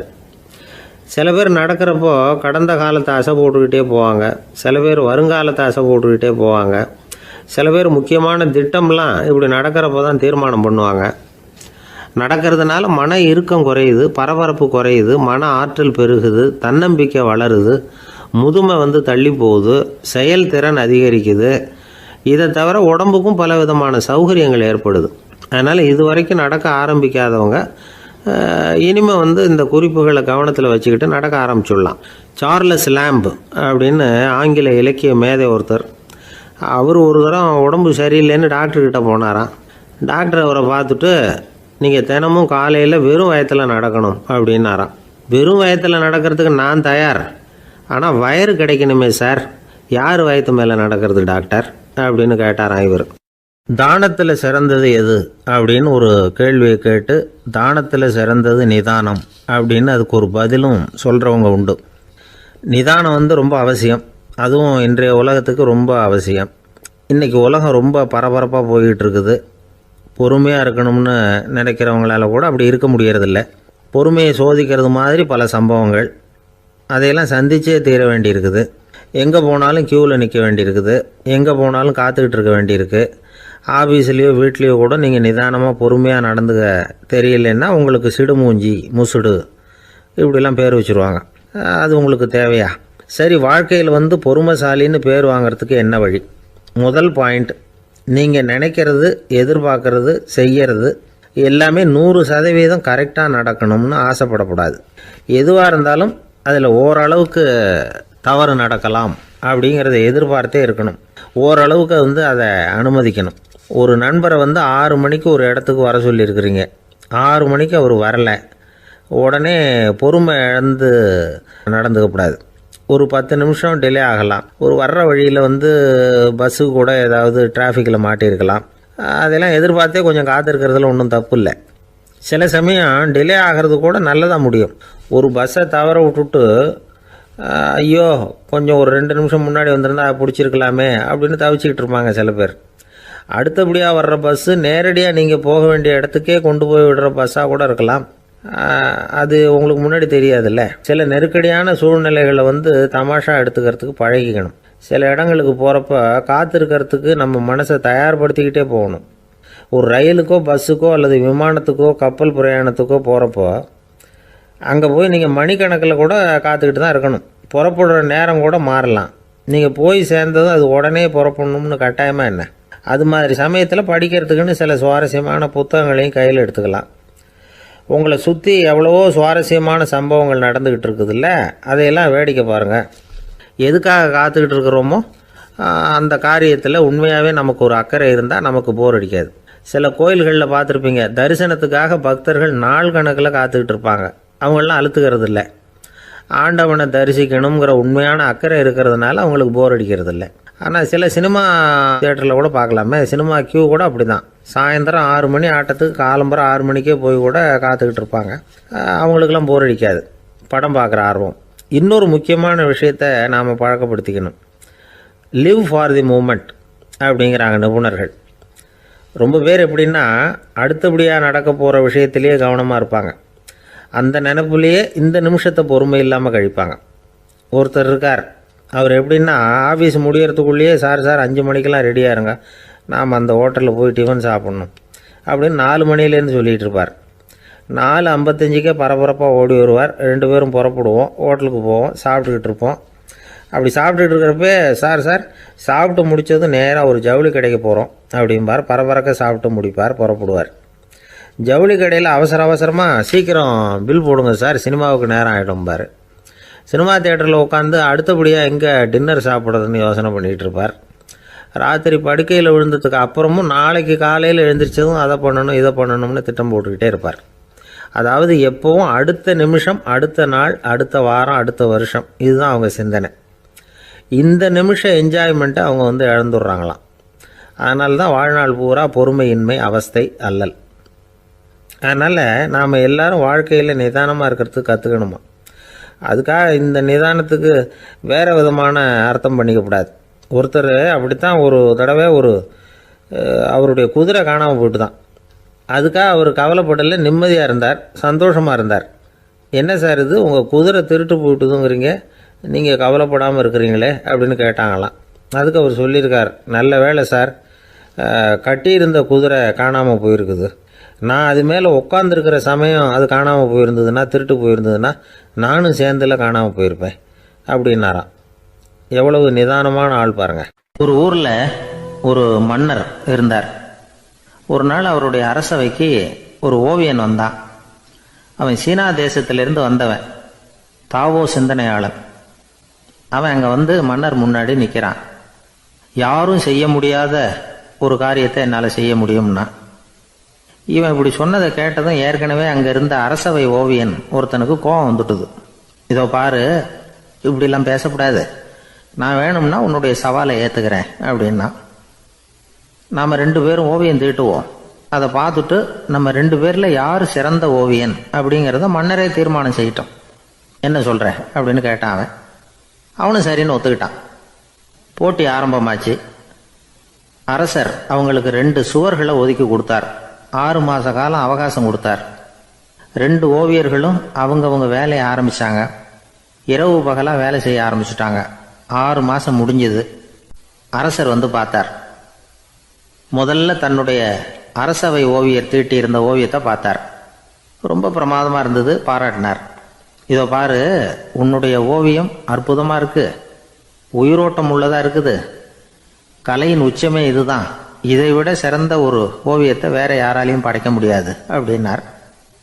அதுக்கப்புறம் அந்த சீன ஓவியன்கிட்ட போனார். எங்கே உன்னுடைய ஓவியம்னு கேட்டார். திரைச்சீலையை விலக்கி விட்டு பாருங்கன்னா. மன்னர் அந்த திரைச்சீலையை விளக்குனார். உள்ளே ஓவியம் இருக்க வேண்டிய இடம் கண்ணாடி மாதிரி தெரிஞ்சுது. அவன் அந்த 6 மாத காலமாக அந்த சுவரை தேய்ச்சி கண்ணாடி மாதிரி ஆக்கி வச்சிருக்கிறான். அதுக்கு நேராக எதிர் சுவரில் அரசவை ஓவியன் தீட்டின ஓவியம் இருக்குது. அது எதிரில் இருந்த இந்த கண்ணாடியில் பட்டு பிரதிபலிக்குது. மன்னர் யோசனை பண்ண ஆரம்பித்தார். அப்புறம் அந்த சீன ஓவியனை பார்த்து கேட்டார், இதை பாரு, நீ என்னுடைய ஆளை தோற்கடிச்சுட்ட அப்படிங்கிறதுல சந்தேகம் இல்லை, ஆனாலும் எங்களை ஏமாத்தி இருக்கிற, எந்த ஓவியமும் நீ வரையிலையே அப்படின்னார். அரசே, இதுதான் உண்மையான ஓவியம், உயிருள்ள ஓவியம். இது மனோபாவங்களை பிரதிபலிக்கும், மாறுகின்ற காலங்களை அப்படியே காட்டும் அப்படின்னா அந்த சீன ஓவியன். கையால் வரைகிற ஓவியங்களில் சலனம் இல்லை, கண்ணாடி அப்படி கிடையாது, சக்தியின் ஓட்டம் அதில் எப்பவும் இருந்துக்கிட்டே இருக்கும். கண்ணாடி மட்டுமே ஜீவன் உள்ள ஓவியமாக இருக்க முடியுங்கிறத அந்த சீன ஓவியன் தெரிஞ்சு வச்சிருந்தான். ஏன்னா அவன் ஒரு தாவோ சிந்தனையாளன். ஒவ்வொரு குழந்தையும் இந்த கண்ணாடியோடு தான் பிறக்குது. ஆனால் நாம் என்ன செய்கிறோம்னா ஓவியங்களை கண்ணாடி மீது பதிப்பிச்சு விடுறோம். கண்ணாடி நம்மளை பிரதிபலிக்குது. நம்முடைய அழகோ அவலட்சணமோ கண்ணாடியை பாதிக்கிறது இல்லை. ஏன்னா அதுக்கு மனம் கிடையாது. கடந்து போன வினாடியை பற்றி அது சிந்திக்கிறது இல்லை. அடுத்த கணத்தை பற்றின எதிர்பார்ப்பும் அதுகிட்ட கிடையாது. அதுதான் பற்றற்ற நிலை. மனிதனுக்கு தேவைப்படுறது அதுதான். கண்ணாடி கிட்டே இருந்து நாம் கற்றுக்கொள்ள வேண்டிய பாடம் இது. வாழ்க்கையில் மனிதர்களை நேசிக்கலாம், உலகின் அழகையெல்லாம் பிரதிபலிக்கலாம், ஆனால் எதையும் பற்றி கொண்டு விடக்கூடாது அப்படிங்கிறது பெரியவர்கள் அறிவுரை. துயரம்ங்கிறது பற்றுக்களின் சாயை. கண்ணாடி முன்னாடி நிற்கிறப்போவெல்லாம் நமக்கு இந்த ஞாபகம் வரணுமா. ஒரு குடும்பத் தலைவர் ஒரு நாள் காலையில் விடிஞ்சு எழுந்திரிச்சதும் சத்தம் போட்டார். யார் இந்த கருங்குரங்கு படத்தை என் ரூமில் கொண்டாந்து மாட்டி வச்சது அப்படின்னு கத்தினார். சமையல் கட்டிலிருந்து மனைவி பதில் சொன்னாங்க. தூக்க கலக்கத்தில் உளராதிங்க, நல்லா பாருங்க, அது படம் கிடையாது, முகம் பார்க்குற கண்ணாடி அப்படின்னாங்க. ஒரு குரு, இளம் சீடர்கள் எதிரில் உட்காந்துருக்கிறாங்க. குரு பாடம் நடத்திக்கிட்டு இருக்கிறார். சீடர்களுக்கு ஒரு ஆசை, அதாவது ஒரு முக்கியமான மந்திரத்தை நம்ம குருநாதர்கிட்ட இருந்து கற்றுக்கணும் அப்படிங்கிறது அவங்க ஆசை. அது என்ன மந்திரம்னா, இறந்தவரை உயிர்ப்பிக்கக்கூடிய புனித மந்திரம், அதாவது செத்தவங்களுக்கு மீண்டும் உயிர் உண்டாக்குகிற மந்திரம். குருவே, தயவு பண்ணி அந்த மந்திரத்தை எங்களுக்கு உபதேசிக்கணும் அப்படின்னு கேட்டாங்க. அது ரொம்ப ஆபத்தானது, அது என்னத்துக்கு உங்களுக்கு வேண்டாமேன்னாராம் குரு. எங்களுடைய நம்பிக்கை உறுதிப்படுறதுக்காகத்தான் கேட்குறோம், வேற ஒன்றும் இல்லை அப்படின்னாங்களாம் சீடர்கள். பக்குவப்படாத அறிவுங்கிறது ரொம்ப ஆபத்தானது அப்படின்னாராம் குரு. இது சீடர்களுக்கு புரியல. அது எப்படிங்க பக்குவப்படாத அறிவு ஆபத்தானதுன்னு சொல்றீங்க, அப்படின்னா என்ன அப்படின்னு கேட்டிருக்காங்க சீடர்கள். குரு அதுக்கு விளக்கம் கொடுத்தாராம். அந்த மந்திரத்தை எப்போ பயன்படுத்தணுங்கிறது முக்கியம். அதை அறியக்கூடிய ஞானம் ஏற்படுகிற வரைக்கும் அதை தெரிஞ்சுக்காம இருக்கிறது தான் நல்லது, இல்லைன்னா ஆபத்துன்னாராம். ஆனால் அந்த சீடர்கள் அதை கேட்குற மாதிரி இல்லை, ரொம்ப பிடிவாதம் பண்ண ஆரம்பிச்சுட்டாங்க. சரி வாங்க சொல்கிறேன்னார் குரு. எல்லாரும் வந்தாங்க. அந்த புனித மந்திரத்தை அவங்களுக்கு ரகசியமாக உபதேசம் பண்ணார். உபதேசம் பண்ணிவிட்டு அவங்களுக்கு எச்சரிக்கையும் கொடுத்தார். இந்த மந்திரத்தை நல்லா ஆராய்ச்சி பார்த்ததுக்கு அப்புறம் தான் உச்சரிக்கணும், அவசரப்பட்டு எதுவும் செஞ்சிடக்கூடாது அப்படின்னு ஒரு தடவைக்கு பல தடவை எச்சரிக்கை கொடுத்தார். சரின்னு சொல்லிவிட்டு அவங்கெல்லாம் மந்திரத்தை கற்றுக்கிட்டு எழுந்திரிச்சு போயிட்டாங்க. ஒரு நாள் அந்த சீடர்கள் எல்லாம் மணற்பாங்கான இடத்துல அப்படியே நடந்து போயிட்டு இருக்கிறாங்க. ஒரு பாலைவன பகுதி மாதிரி ஒரு இடம். அங்கே ஒரு இடத்துல எலும்புகள் குவியலாக கிடந்தது. உடனே இந்த சீடர்கள் முன்ன பின்ன யோசிக்காம, தியானமும் பண்ணாம, அந்த மந்திரத்தோட பயனை சோதிச்சு பார்க்கணும் அப்படின்னு நினச்சிக்கிட்டு அந்த மந்திரத்தை உச்சரிக்க ஆரம்பிச்சிட்டாங்க. அவ்வளவுதான். உடனே என்னாச்சு தெரியுமா, அந்த எலும்புகள் எல்லாம் ஓநாய்களாக மாறி அவங்கள துரத்த ஆரம்பிச்சுட்டுது. சீடர்கள் எல்லாம் தலைதெறிக்க ஓட ஆரம்பிச்சிட்டாங்க. ஓநாய்களும் விடலை, அவங்கள துரத்தி பிடிச்சி கடிச்சு குதற ஆரம்பிச்சுட்டுது. அப்போதான் அந்த சீடர்களுக்கு குரு சொன்ன அறிவுரையோட அர்த்தம் புரிஞ்சுது. பக்குவப்படாத அறிவு ஆபத்தானது அப்படிங்கிறது. அதனால இதுலேருந்து நாம் தெரிஞ்சுக்க வேண்டியது என்னன்னா, நாம் நம்ம அறிவை வளர்த்துக்கிட்டா மட்டும் போதாது, அந்த அறிவை எப்போ எப்படி பயன்படுத்தணும் அப்படிங்கிற பக்குவமும் நமக்கு வரணும். அப்போ தான் வாழ்க்கை நல்லபடியாக அமையும், இல்லைன்னா இடைஞ்சல் தான். இந்த காலத்தில் சில சின்ன பிள்ளைங்களுக்கே அறிவு ரொம்ப பக்குவப்பட்டிருக்குங்கிறத உணர முடியுது. ஒரு சின்ன பையன் பள்ளிக்கூடத்தில் மார்க் லிஸ்ட் கொடுத்தாங்க, வாங்கிக்கிட்டு அவசரமாக வீட்டுக்கு ஓடினான். எதிரில் வந்த ஒருத்தர் கேட்டார், என்ன அவசரம், ஏன் இப்படி வேகமாக ஓடுறேன்னார். எங்கள் அம்மா கிட்ட அடி வாங்கணும், அதுக்காக தான் ஓடுறேன்னா. அடி வாங்கிறதுக்காக இவ்வளவு அவசரம்னார் அவர். அப்படி இல்லைங்க, நான் போகிறதுக்குள்ளே எங்கள் அப்பா வீட்டுக்கு வந்துட்டாருன்னா அவர்கிட்ட அடி வாங்க வேண்டியிருக்கும், அதை அவாய்ட் பண்ணுறதுக்காக இப்படி ஓடுறேன் அப்படின்னு நானும் அந்த பையன். இந்த உலகத்தில் எல்லாருக்கும் மகிழ்ச்சி தரக்கூடிய ஒரு பொருள் எது? இது ஒரு முக்கியமான கேள்வி. இந்த கேள்விக்கு பொருத்தமான ஒரு பதிலை உங்களால் சொல்ல முடியுமா? அதாவது கொஞ்சம் யோசித்து பார்த்தா பணம்னு சொல்லலாமா? இப்போ கையில் காசு இல்லாதவங்ககிட்ட ஒரு 10 ரூபாயை கொடுத்தா அது அவனுக்கு சந்தோஷத்தை கொடுக்கும். ஏற்கனவே வருமான வரி பிரச்சனையில் சிக்கி இருக்கிறவர்கிட்ட இன்னும் கொஞ்சம் பணம் இருந்தாங்கன்னு சொல்லி கொடுத்தோம்னா அது அவருக்கு சங்கடத்தை தான் கொடுக்கும். அதனால் அந்த கேள்விக்கு பணங்கிறது பொருத்தமான பதிலாக இருக்க முடியாது. கேள்வி என்னன்னா, இந்த உலகத்தில் எல்லாருக்கும் மகிழ்ச்சி தரக்கூடிய ஒரு பொருள் எது? சரி, இனிப்புன்னு சொல்லலாமா? ஏன்னா எல்லாருக்கும் இனிக்க தானே செய்யும்.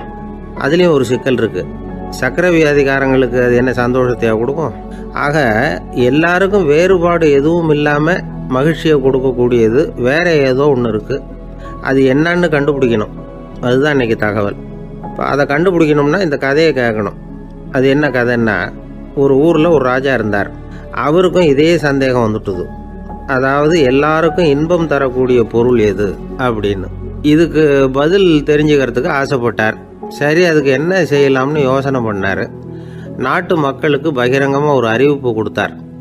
நம்ம நாட்டு மக்கள் இன்பம் தரக்கூடிய பொருள் எதுன்னு நினைக்கிறாங்களோ அதை கொண்டுகிட்டு வந்து அரண்மனையில் உள்ள கண்காட்சி மண்டபத்தில் வைக்கலாம். அப்படி அவங்க வைக்கிற பொருள்களில் எது எல்லாருக்கும் இன்பம் தரக்கூடியதாக இருக்குமோ அதை வச்சவருக்கு 1000 பொற்காசுகள் பரிசு அப்படின்னு அறிவிப்பு கொடுத்துட்டார். ஜனங்கள் இந்த அறிவிப்பை கேட்டாங்க. அதுக்கப்புறம் சும்மா இருப்பாங்களா? 1000 பொற்காசுன்னா சும்மாவா? அவங்க கையில் என்னென்ன கிடைச்சதோ அதையெல்லாம் கொண்டாந்து அரண்மனை காட்சி மண்டபத்தில் வச்சுட்டாங்க. அதுக்கப்புறமா ராஜா அங்கே வந்தார். ஒவ்வொன்றா பார்த்துக்கிட்டே வந்தார். முதல்ல ஒரு குயில் இருந்தது, இனிமையாக பாடக்கூடிய குயில். இந்த குயிலோட இன்னிசை எல்லாருக்கும் இன்பம் தரக்கூடியது தான். இருந்தாலும் காது கேட்காதவங்களுக்கு இந்த இசை எப்படி இன்பம் தர முடியும்? அதனால் இது சரியில்லைன்னு விட்டார். அடுத்தபடியாக போனார். அங்கே என்ன வச்சுருக்குறாங்கன்னு பார்த்தா ஒரு அழகான மயில் அங்கே தோகை விரித்து ஆடிக்கிட்டு இருக்குது. இந்த மயிலோட ஆட்டம் மனசுக்கு இன்பம் தரக்கூடியது தான். இருந்தாலும் பார்வை இல்லாதவங்க இந்த ஆட்டத்தை பார்த்து ரசிக்க முடியுமா? முடியாது. அதனால் இதுவும் சரியில்லை அப்படின்னு சொல்லிவிட்டார். அதுக்கு அடுத்தபடியாக போனார். பல வகையான இனிப்பு பண்டங்களை வச்சுருந்தாங்க. பார்த்தார், வயசானவங்களுக்கும் நோயாளிகளுக்கும் இது இன்பம் தராது, துன்பம் தான் கொடுக்கும் அப்படின்னார். இப்படி ஒவ்வொன்றா பார்த்துக்கிட்டே போகிறார். அழகான மலர்கள், கனிகள், ஓவியங்கள் எதுவுமே பொருத்தமாக தெரியல. சகல பேருக்கும் இன்பம் தரக்கூடிய வகையில் எதுவும் இல்லை. கடைசியாக வந்தார். அங்கே ஒரு களிமண் பொம்மை இருந்தது. அது என்ன பொம்மை தெரியுமா? பசியால் வாடி இருக்கிற ஒருத்தருக்கு ஒரு அம்மா இனிமையாக பேசிக்கிட்டு சோறு போடுறது மாதிரி அந்த பொம்மையை செஞ்சுருந்தாங்க. அதுக்கு கீழே அன்பு அப்படின்னு எழுதியிருந்ததுதான். ராஜா பளிச்சுன்னு ஒரு முடிவுக்கு வந்தார். அந்த பொம்மையை செஞ்ச சிற்பியை வரவழைச்சார், பரிசு கொடுத்தார். அன்பு ஒன்று தான் எல்லாருக்கும் இன்பம் அளிக்கக்கூடிய பொருள். காது கேட்காதவங்களும் அதை கேட்க முடியும், பார்வை இல்லாதவங்களும் அதை பார்க்க முடியும், குழந்தைகளும் அதை உணர முடியும் அப்படின்னு அதுக்கு விளக்கம் கொடுத்தார் அந்த மன்னர். இந்த உலகத்தில் எல்லாருக்கும் மகிழ்ச்சி தரக்கூடிய ஒரு பொருள் அன்பு தான். அதை புரிஞ்சுக்கிட்டு தான் சில கணவன்மார்கள் மனைவி பேரில் ரொம்ப அன்பை காட்டிக்கிறது வழக்கம். ஒரு வீட்டு வாசப்படி பக்கமாக மழைக்கு ஒதுங்கினார் ஒருத்தர். மழை தூரிக்கிட்டு இருந்தது, இருட்டு நேரம். அந்த வீட்டில் இருந்தவர், இன்னைக்கு ராத்திரி வேணும்னா இங்கேயே தங்கிட்டு காலையில் போங்க அப்படின்னார். உடனே இவர் சொன்னார், ரொம்ப நன்றிங்க, ஒரு 10 நிமிஷத்தில் இதை வந்துவிடுறேன் அப்படின்னு சொல்லிவிட்டு எங்கேயோ ஓடினார். 10 நிமிஷம் கழித்து திரும்பி வந்தார். ஆமாம், எங்கே போயிட்டு வந்தீங்கன்னு கேட்டார் வீட்டில் இருந்தவர். நேராக எங்கள் வீட்டுக்கு போய் மனைவி கிட்ட இன்னைக்கு ராத்திரி இங்கேயே தங்கிக்கிறேன்னு சொல்லிவிட்டு வந்துவிட்டேன் அப்படின்னார் அவர். அன்புல இது ஒரு ரகம். இந்த உலகத்தில் எவ்வளவோ உயிரினங்கள் இருக்குது. ஒவ்வொன்றும் ஒவ்வொரு விதமாக சண்டை போடுது. இப்போ 2 மாடு சண்டை போட்டுக்குதுன்னு வச்சுங்க, என்ன பண்ணும்? 2 முட்டிக்கும். அதுக்கு சண்டை போடுறதுக்கு ஆயுதமாக உபயோகப்படுறது அதோட கொம்பு. 2 சேவல் சண்டை போட்டுக்குதுன்னு வச்சுங்க, அதுக்கு ஆயுதமாக உபயோகப்படுறது அதோட கால் நகம். காலால் தான் அது ஒன்றோட ஒன்று சண்டை போட்டுக்கும். ஆனால் 2 மனுஷன் சண்டை போட்டுக்கிறான்னு வச்சுங்க, இவன் இன்னதை தான் ஆயுதமாக உபயோகப்படுத்துவான்னு குறிப்பிட்டு சொல்ல முடியாது. கல்லை எடுப்பான், கத்தி எடுப்பான், துப்பாக்கி எடுப்பான், என்ன வேணாலும் பண்ணுவான். வாயால் திட்டுவான், கையால் அடிப்பான், காலால் உதைப்பான், சகலகலா வல்லவன். விலங்குகள்லாம் பொதுவாக வாயை சாப்பிட்றதுக்கு மட்டும்தான் உபயோகப்படுத்துது. ஆனால் இவனுக்கு சாப்பிட்றதுக்கும் அதுதான், சாப்பிட்டு விட்டு திட்டுறதுக்கும் அதுதான். ஆனால் ஒரு விஷயத்தில் மட்டும் கெட்டிக்கிறேன். அதாவது நாம் சண்டை போட்டுக்கிட்டாலும் பரவாயில்லை, கோழிகள் சண்டை போடாமல் இருக்கணும் அப்படின்னு ஆசைப்படுறான். எதுக்காக? கோழிகள் சண்டை போடாமல் இருந்தால் நிறைய முட்டைகள் போடுமா, அதுக்காக தான் இந்த அக்கறை. கோழி பண்ணை வச்சுருக்கிறவங்களுக்கு இது ஒரு பெரிய பிரச்சனை. அதாவது பண்ணையில் இருக்கிற கோழிகளுக்குள்ளே அடிக்கடி சண்டை வந்துடும். அதனால் முட்டை உற்பத்தி குறைஞ்சிரும். சரி, இதுக்கு என்ன பண்ணுறது? பண்ணையில் போய் உட்காந்துக்கிட்டு தினமும் பஞ்சாயத்து பேசிகிட்டு இருக்க முடியுமா? அமெரிக்காவில் கோழி பண்ணை வச்சுருக்கிற ஒருத்தர் இதை பற்றி யோசனை பண்ணி பார்த்தாராம். ஒரு வழியையும் கண்டுபிடிச்சிருக்கார். கோழிக்கெல்லாம் மூக்கு கண்ணாடி மாட்டி விட்டுட்டோம்னா அது சண்டை போடுற குணம் குறைஞ்சிரும், முட்டை அதிகமாகிடும். அந்த கண்ணாடியில் உள்ள லென்ஸு சிவப்பு நிறத்தில் இருக்கணும், அவ்வளவுதான் அப்படின்னு அவர் கண்டுபிடிச்சாராம். இது ஏற்கனவே நடைமுறையில் கண்டுபிடிக்கப்பட்ட ஒரு விஷயம். ஆனால் எல்லா கோழிக்கும் சிவப்பு மூக்கு கண்ணாடி எப்படி மாட்டி விடுறது? அப்படியே மாட்டி விட்டாலும் அது நழுவாமல் இருக்கணுமே. இப்போ நாமெல்லாம் நடு விரலால் மூக்கு கண்ணாடி நடுவில் தொட்டு அப்படி ஸ்டைலாக சரி பண்ணிக்கிறோம். அது மாதிரி கோழி எப்படி சரி பண்ணிக்கும்? இதுதான் பிரச்சனை. இதுக்கு அவர் என்ன வழி கண்டுபிடிச்சாருன்னா, கோழிக்கெல்லாம் மூக்கு கண்ணாடிக்கு பதிலாக விழியொட்டு வில்லைகள், கான்டாக்ட் லென்ஸ், அதை பொருத்தி விட்டா என்ன அப்படின்னு யோசனை பண்ணார். அதே மாதிரி பண்ணார். அதே மாதிரி செஞ்சு பார்த்தார், வெற்றி. அதுக்கப்புறம் கோழியெல்லாம் சண்டை போட்டுக்கலையாம், சமாதான பிரியர்கள் ஆகிட்டு தான். கோழிகளுக்கு இயல்பாகவே சண்டை போடுற குணம் உண்டு. ஆனால் அதோட கண்ணுக்கு பார்க்குற பொருள்லாம் ரோஜா நிறத்துலையோ அல்லது இன்னும் சொல்ல போனால் அழுத்தமான சிவப்பு நிறத்துலையோ தெரிஞ்சதுன்னா சண்டை போடுற குணம் குறைஞ்சிருதான். அந்த சமயத்தில் அது அதிகமாகவும் முட்டையிட ஆரம்பிச்சுடுதான். அதே நேரத்தில் இறை எடுக்கிறத கூட குறைச்சிக்குதான். இது ஏன் இப்படி பண்ணுதுங்கிறது விஞ்ஞானிகளுக்கு இன்னமும் புரியலையா. எப்படியோ அமெரிக்க கோழிகள்லாம் கான்டாக்ட் லென்ஸ் பொருத்திக்க ஆரம்பித்தாச்சு. கோழி கழுத்தை பிடிச்சிக்கிட்டு ஒரு சில வினாடிகளில் அதை பொருத்தி போடுறாங்களாம். கோழியோட ஆயுள் பூரா அது அப்படியே இருக்குமா. பண்ணையில் முட்டை உற்பத்தி குறைஞ்சா இது மாதிரி விஞ்ஞானபூர்வமாக பரிகாரம் தேடுறது தான் நல்லது. நமக்கு வேண்டியப்பட்ட ஒருத்தர் அவர் ஒரு கோழி பண்ணை வச்சுருந்தார். அந்த பண்ணையில் பாதி கோழி திடீர்னு செத்து போச்சு. உடனே ஒரு கால்நடை மருத்துவர்கிட்ட போக வேண்டியது தானே. அங்கே போகல. உள்ளூரில் மந்திரம் பண்ணிகிட்டு இருந்த ஒரு சாமியார்கிட்ட போனார். அவர் காலில் விழுந்தார். சாமி, என் பண்ணையில் பாதி கோழி செத்து போட்டுதுன்னார். சாமியார் யோசனை பண்ணார். சரி, பண்ணையில் வாசப்படி கிழக்கு பக்கமாக வச்சுருக்கியா மேற்கு பக்கமாக வச்சுருக்கியான்னு கேட்டார். கிழக்கு பக்கமாக இருக்குன்னார் அவர். அதுதான் தப்பு, மேற்கு பக்கமாக அதை மாற்று சரியாக போடும்னாராம். அதே போல் இவர் போய் மாற்றிவிட்டார். அப்பவும் பாதி செத்து போச்சு. மறுபடியும் சொன்னார், சாமி மறுபடியும் பாதி கோழி செத்து போட்டுதேன்னார். சரி, கூரை எப்படி போட்டிருக்க, ஓடு போட்டிருக்கியா இல்லை கீத்து போட்டிருக்கியான்னார். ஓடு போட்டிருக்கேன்னாராம் அவர். அதுதான் தப்பு, கீத்து போட்டுரு சரியாக போடும்னாராம். சரின்னு போய் அதையும் மாற்றி பார்த்தார். மறுபடியும் போயிட்டுது, கோழி செத்து போச்சு. வந்தார். மறுபடியும் பாதி செத்து போச்சு சாமின்னு வந்தார். இவரும் யோசனையை மாற்றி மாற்றி சொல்லிகிட்டே இருக்கிறார். இப்படி அவரும் மாற்றி மாற்றி பார்த்தார். 6வது தடவையாக அவரை தேடிட்டு வந்தார். அந்த சமயத்தில் இவர் ரொம்ப தீவிரமாக யோசனை பண்ணி பார்த்துட்டு, அது சரிப்பா, நீ என்கிட்ட சளைக்காமல் வந்துக்கிட்டு இருக்கிற, நானும் யோசனை சொல்லிகிட்டு இருக்கேன். இப்போவும் உங்ககிட்ட சொல்கிறதுக்கு என்கிட்ட யோசனை நிறையா இருக்குது. ஆனால் சோதிக்கிறதுக்கு உங்ககிட்ட கோழி இல்லையே, என்ன பண்ணுறது அப்படின்னாராம். இவர் போய்கிட்டு இருந்தார். அவர் தோளில் ஒரு பெரிய துணி மூட்டை, அதை சுமந்துக்கிட்டு கடத்தெருவை நோக்கி அவர் போய்கிட்டு இருக்கிறார். வழியில் அவரை சந்தித்தார் உமர். அவர் கேட்டார், கலீஃபா அவர்களே, எங்கே புறப்பட்டுட்டீங்க அப்படின்னு கேட்டார். கலீஃபான்னா ஆட்சித்தலைவர்னு அர்த்தம். இதுக்கு அவர் சொன்னார், நான் துணி வணிகம் செய்கிறவன், அதனால் துணி வியாபாரம் செய்கிறதுக்காக போயிட்டுருக்கிறேன்னார். நீங்கள் இப்போ இந்த நாட்டுக்கு ஆட்சித்தலைவர், ஆட்சி பொறுப்பில் இருக்கிறீங்க. நீங்கள் வியாபாரம் செய்ய போட்டால் அரசு பணிகளை செய்கிறது யார் அப்படின்னு கேட்டார் அவர். நான் அரசு பணிகளை மட்டுமே செஞ்சுக்கிட்டு இருந்தா என் குடும்பத்தை காப்பாற்றுறது யார் அப்படின்னு கேட்டார் அவர். இப்படி கேட்டவர் யார் தெரியுமா? அவர் தான் அபூபக்கர், இறை தூதர் முகமது அவர்களுக்கு பிறகு கலீஃபாவாக தேர்ந்தெடுக்கப்பட்டவர். அப்போலாம் ஆட்சி தலைவர்களுக்கு சம்பளம்னு எதுவும் கிடையாது. இந்த பிரச்சனையை எப்படி தீர்க்கிறதுன்னு யோசனை பண்ணார் உமர். அபு உபைதா அவர்கள்கிட்ட அழைச்சிட்டு போனார். அவர் யாருன்னா, அவர் தான் பொது நிதி கருவூலத்தின் பொறுப்பாளர். அவர்கிட்ட பிரச்சனையை சொன்னார். இது மாதிரி ஆட்சி தலைவருக்கு பொது நிதியிலிருந்து ஊதியம் அளிக்க முடியுமான்னு கேட்டார். பொது நிதி விதிகளின்படி அதுக்கு சாத்தியம் இல்லைன்னு சொல்லிவிட்டார் அவர். சரி, வேற ஏதாவது வழி இருக்குதான்னு கேட்டார் உமர். அபு உபைதா கொஞ்சம் யோசனை பண்ணி பார்த்தார். அப்புறமா சொன்னார், மக்காவிலிருந்து மதீனாவுக்கு குடிபெயர்ந்து வந்த அகதிகளுக்கு நிதி உதவி அளிக்கிறதுக்கு விதிகளில் இடம் இருக்கு. அப்படி பார்த்தா அபூபக்கரும் அகதி தானே, அதனால எல்லா அகதிகளுக்கும் கொடுக்கறது மாதிரியே அவருக்கும் ஒரு தொகை அளிக்கலாம்னார். கலீஃபா அபூபக்கருக்கு இந்த அகதி உதவி தொகையைத்தான் கொடுத்துட்டு வந்தாங்களாம். குடும்ப செலவுக்கு அது போதுமானதா இல்லை. இருந்தாலும் கலீஃபாங்கிறதுக்காக மற்ற அகதிகளை விட அதிகமாக தொகையை பெற அவர் விரும்பலை. மார்பு பக்கம் கிழிஞ்சிருந்த ஒரு மேலாடையை தான் அவர் அணிஞ்சிருந்தார். அவருடைய துணைவியார் அஸ்மா, அவங்க ஒரு நாள் தேன் அருந்த ஆசையாக இருக்குன்னாங்களாம். நமக்கு கிடைக்கிற ஊதியம் குடும்ப செலவுக்கே போதுமானதா இல்லையே, இந்த நிலையில் தேன் வாங்கிறதுக்கு காசுக்கு நான் எங்கே போவேன்ருக்கார் அவர். கொஞ்ச நாள் கழித்து அவங்க ஒரு தொகையை அவர்கிட்ட கொடுத்து தேன் வாங்கிட்டு வர சொன்னாங்களாம். இவருக்கு ஆச்சரியம், ஏது இந்த பணம்னு கேட்டிருக்காரு. நீங்கள் தினமும் குடும்ப செலவுக்காக கொடுத்துக்கிட்டு வந்த பணத்தில் கொஞ்சம் கொஞ்சமாக மிச்சப்படுத்தி வச்சேன்னாங்களாம். அபூபக்கர் அந்த பணத்தை எடுத்துக்கிட்டு நேராக பொது நிதி கருவூல பொறுப்பாளர்கிட்ட போனார். இந்த பணத்தை பொது நிதியில் சேர்த்துருங்க, இது அதிகப்படியாக எனக்கு தரப்பட்டு வந்த ஊதியம், அடுத்த மாதத்துலேருந்து இந்த தொகையை குறைச்சிங்கன்னு வேற சொல்லிவிட்டாராம். பசியை தணிக்க தேவையான அளவு உணவு, ஒரு ஜோடி உடை, இதை தவிர கூடுதலாக மக்கள் பொது நிதியிலிருந்து வாங்கிக்கிறதுக்கு என் குடும்பத்தாருக்கு உரிமை இல்லை அப்படின்னு சொல்லி கண்டிப்பாக சொல்லிவிட்டாராம். அவர் வாங்கிட்டு வந்த இந்த குறைந்த ஊதியம் கூட அவர் மனசை உறுத்திக்கிட்டே இருந்தது.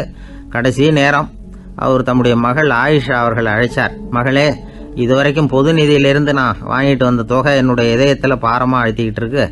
என் தோட்டத்தை விற்று அதில் வர்ற பணத்திலேருந்து நான் இது வரைக்கும் வாங்கிட்டு வந்த ஊதிய தொகையை கணக்கு போட்டு பொது நிதியில் சேர்த்து விடு அப்படின்னாராம். பதவி ஏற்கிறதுக்கு முன்னாடி தன்கிட்ட இருந்ததை விட இப்போ கூடுதலாக என்ன சொத்து இருக்குன்னு பார்த்துருக்கார். ஒரு ஒட்டகம், ஒரு கோப்பை, ஒரு பணியாள். இதையும் அடுத்தபடியாக கலீஃபாவா வர்றவர்கிட்ட ஒப்படைச்சிருங்க அப்படின்னு விட்டாராம். அதே மாதிரி அடுத்து வந்த உமர்கிட்ட ஒப்படைச்சாங்க. அப்போ உமர் சொன்னாராம், அபூ பக்கரே, இந்த முன்மாதிரியால் உங்களுக்கு பிறகு இந்த ஆட்சி பொறுப்பை ஏற்கிறவர்களை பெரும் நெருக்கடிக்கு ஆளாகி விட்டீங்க அப்படின்னு சொல்லி ரொம்ப கண் கலங்கினாராம். கடைசியாக அபூ பக்கர் தன்னுடைய குடும்பத்தாருக்கு விட்டு சென்ற சொத்து ஒரு படுக்கை விரிப்பு, ஒரு போர்வை, அவ்வளவுதான். இது சிந்திக்க வேண்டிய ஒரு செய்தி. ஒரு ஊரில் ஒரு மன்னர் இருந்தாராம். அமைச்சர் அவர்கிட்ட சொன்னாராம், மன்னா, நம்ம ராஜ்யத்தில் இனிமே லஞ்ச ஊழலே இருக்காதுன்னாராம். ஆஹா, அப்படின்னா ஊழல் பேர் வழிகளையெல்லாம் நாடு கடத்தியாச்சா அப்படின்னு கேட்டிருக்காரு மன்னர். இதுக்கு அவர், அப்படி இல்லைங்க, இனிமே கொடுக்கறதுக்கு ஜனங்கள்கிட்ட பணமே இல்லை அப்படின்னாராம். ஒரு நண்பர் இருக்கார். எப்போ பார்த்தாலும் கையில் ஒரு புத்தகம் இருக்கும். புத்தகம் இல்லாமல் எங்கேயும் புறப்பட மாட்டார். எதுக்காக இப்படி எடுத்துகிட்டு போகிறீங்க அப்படின்னு கேட்டால், எனக்கு இது ஒரு நல்ல நண்பன் மாதிரி. இந்த காலத்தில் எங்கே போனாலும் காத்திருக்க வேண்டியிருக்கு. அது மாதிரி சமயத்தில் நான் நண்பன் கூட பேசிக்கிட்டு இருப்பேன் அப்படிம்பாரான். ஒருத்தர் ஒரு பெரிய அரச பதவியில் இருந்தார். அவர் பதவியிலேருந்து இறங்க வேண்டிய சூழ்நிலை. அரசு கொடுத்துருந்த வீட்டை விட்டுட்டு வெளியில் வர்றார். வரும்பொழுது 2 கையிலேயே 2 பெட்டியை எடுத்துகிட்டு வந்தாராம். சார், உங்களுடைய உடைமைகள் அப்படின்னு கேட்குறாங்க அங்கே இருந்த ஊழியர்கள். இவர் தன்னுடைய கையில் இருக்கிற பெட்டியை காட்டி, இதுதான் என்னுடைய சொத்து அப்படின்னாராம். ஒரு பெட்டியில் அவருடைய உடைகள், இன்னொரு பெட்டியில் அவர் விரும்பி படிக்கிற புத்தகங்கள். அவ்வளவுதான். இதுதான் இருந்துதான். புத்தகம் படிக்கிறது மனசுக்கு நல்லதுங்கிறது நமக்கு தெரியும். புத்தக வாசிப்பு உடம்புக்கும் நல்லதுங்கிறாங்க. அது நமக்கு ஆச்சரியமாக தான் இருக்குது. ஒரு நபர் ஒரு வருஷத்தில் சராசரியாக 2000 பக்கங்களை படிச்சிருக்கணுமா, யுனெஸ்கோ பரிந்துரை. ஆனால் நம்ம நாட்டில் நாம் சராசரியாக படிக்கிறது 32 பக்கங்கள். அவ்வளவுதான். இவ்வளவுக்கு நம்ம நாட்டில் 6000க்கும் மேற்பட்ட நாளேடுகள், 2000க்கும் மேற்பட்ட இதழ்கள், மலர்கள், இவ்வளவு இருந்தும் சரியாக வரல. இந்த உலகத்தில் முதல் நூலகம் எங்கே எப்போ ஆரம்பமாச்சு தெரியுமா? கிமு 2500ஆம் ஆண்டில் அது ஆரம்பமாயிருக்குது. பாபிலோனியாவில் அமில் அனு அப்படிங்கிற அரசன் தான் நூலகத்தை உருவாக்கி இருக்கிறான். அப்போல்லாம் தாள் கிடையாது, களிமண் தான். களிமண் பலகைகளில் எழுதி அது தொகுத்து அப்படியே நூலாக்கி அதை நூலகத்தில் வச்சுருப்பாங்களாம். அரசருடைய நூலகத்தில் 1000க்கும் மேற்பட்ட நூல்கள் இருந்ததாக வரலாற்று குறிப்பு இருக்குது. அது மட்டும் இல்லை, அந்த நூலகத்தில் பொருள் வாரியாக, அதாவது சப்ஜெக்ட் வாரியாக புத்தகங்களை வகைப்படுத்தி வச்சுருந்தாங்களாம். அதில் மிச்சம் இருந்த ஒரு 25 களிமண் பலகை புத்தகங்கள் இன்றைக்கும் பிரிட்டிஷ் அருங்காட்சியகத்தில் இருக்குதான். அச்சு, தாள் இதெல்லாம் ஏற்பட்டதுக்கு அப்புறம் அமைக்கப்பட்டது தான் பிரான்சில் இருக்கக்கூடிய பாரிஸ் நூலகம். 1480 பிரெஞ்சு மன்னர் 11ஆம் லூயி இந்த நூலகத்தை அமைச்சாராம். ஆனால் அப்போல்லாம் அரசர்கள் மட்டும்தான் நூலகத்தை பயன்படுத்த முடியுமா. அதுக்கப்புறம் 17ஆம் நூற்றாண்டில் இந்த முறை மாறி பொதுமக்கள் அங்கே போகலாம், படிக்கலாம் அப்படிங்கிற நிலைமை வந்துதான். போட்லியன் நூலகம் அப்படின்னு அதுக்கு பேர், பாரிஸ் நகரத்தில் இருக்குது. அங்கே தான் நூல்களின் பட்டியல் தயாரிப்பு பணி ஆரம்பமாச்சு.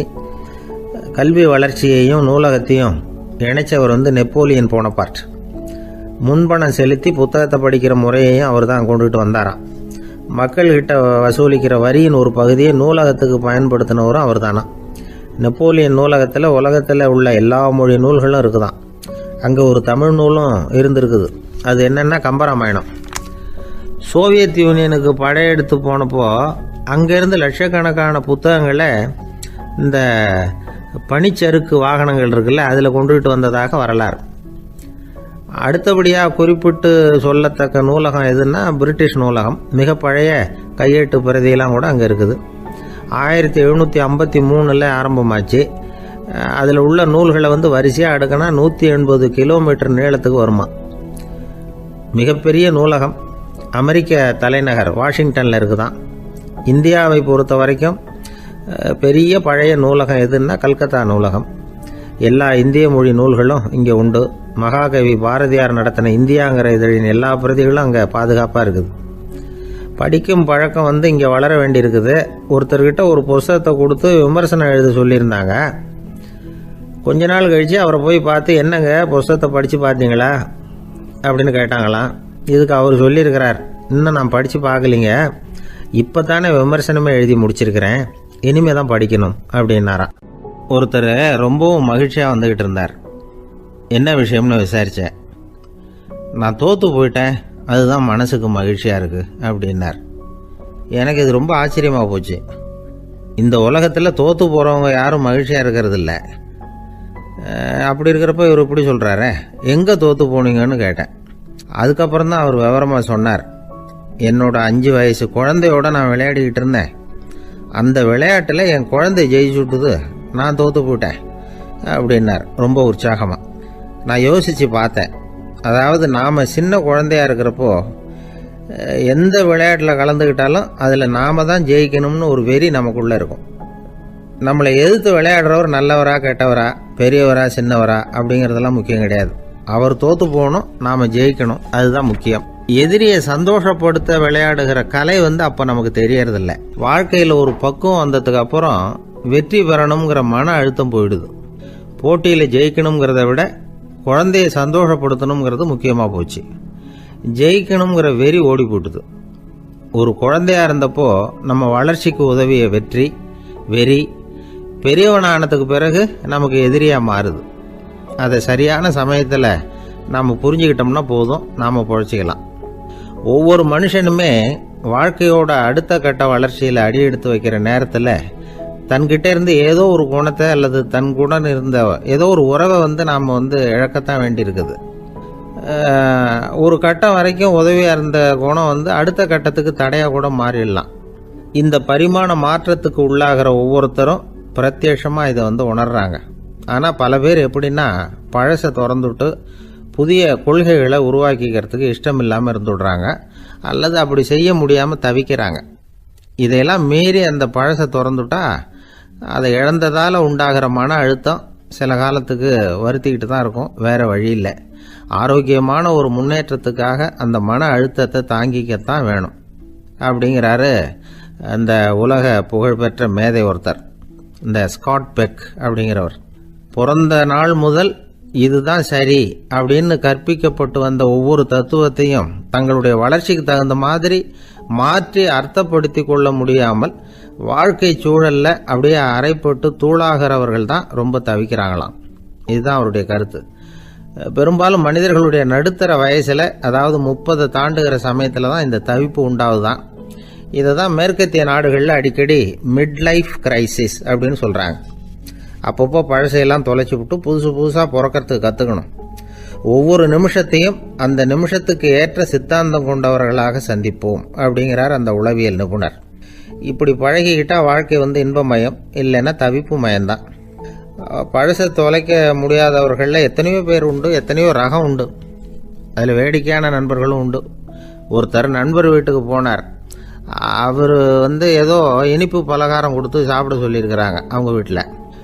இவர் சாப்பிட்டு பார்த்துட்டு சொன்னாராம், சார் 6 மாதத்துக்கு முன்னாடி ஒரு தடவை இங்கே வந்தேன், அப்போது ஒரு இனிப்பு பலகாரம் கொடுத்தீங்க, அது இதை விட நல்லா இருந்தது சார் அப்படின்னாராம். அப்போ செஞ்ச அதே இனிப்பு பலகாரம் தான் சார் இதுவும் அப்படின்னாராம் அவர். ஐயா, என்னுடைய நூல் வெளியீட்டு விழாவுக்கு அவசியம் நீங்கள் வரணும் அப்படின்னு கூப்பிட்டார் ஒருத்தர். எப்போ வரணும்னு கேட்டேன். அடுத்த வாரம்னார். சரி, புத்தகம் தயாராகிட்டுதா அப்படின்னு. நாளைக்கு தான் அச்சிக்க கொடுக்க போகிறேன்னார். என்னங்க இது, புத்தகம் அச்சிடுறதுக்கு முன்னாடியே அழைப்புதழை அச்சடிச்சு விட்டீங்களே அப்படின்னு கேட்டேன்.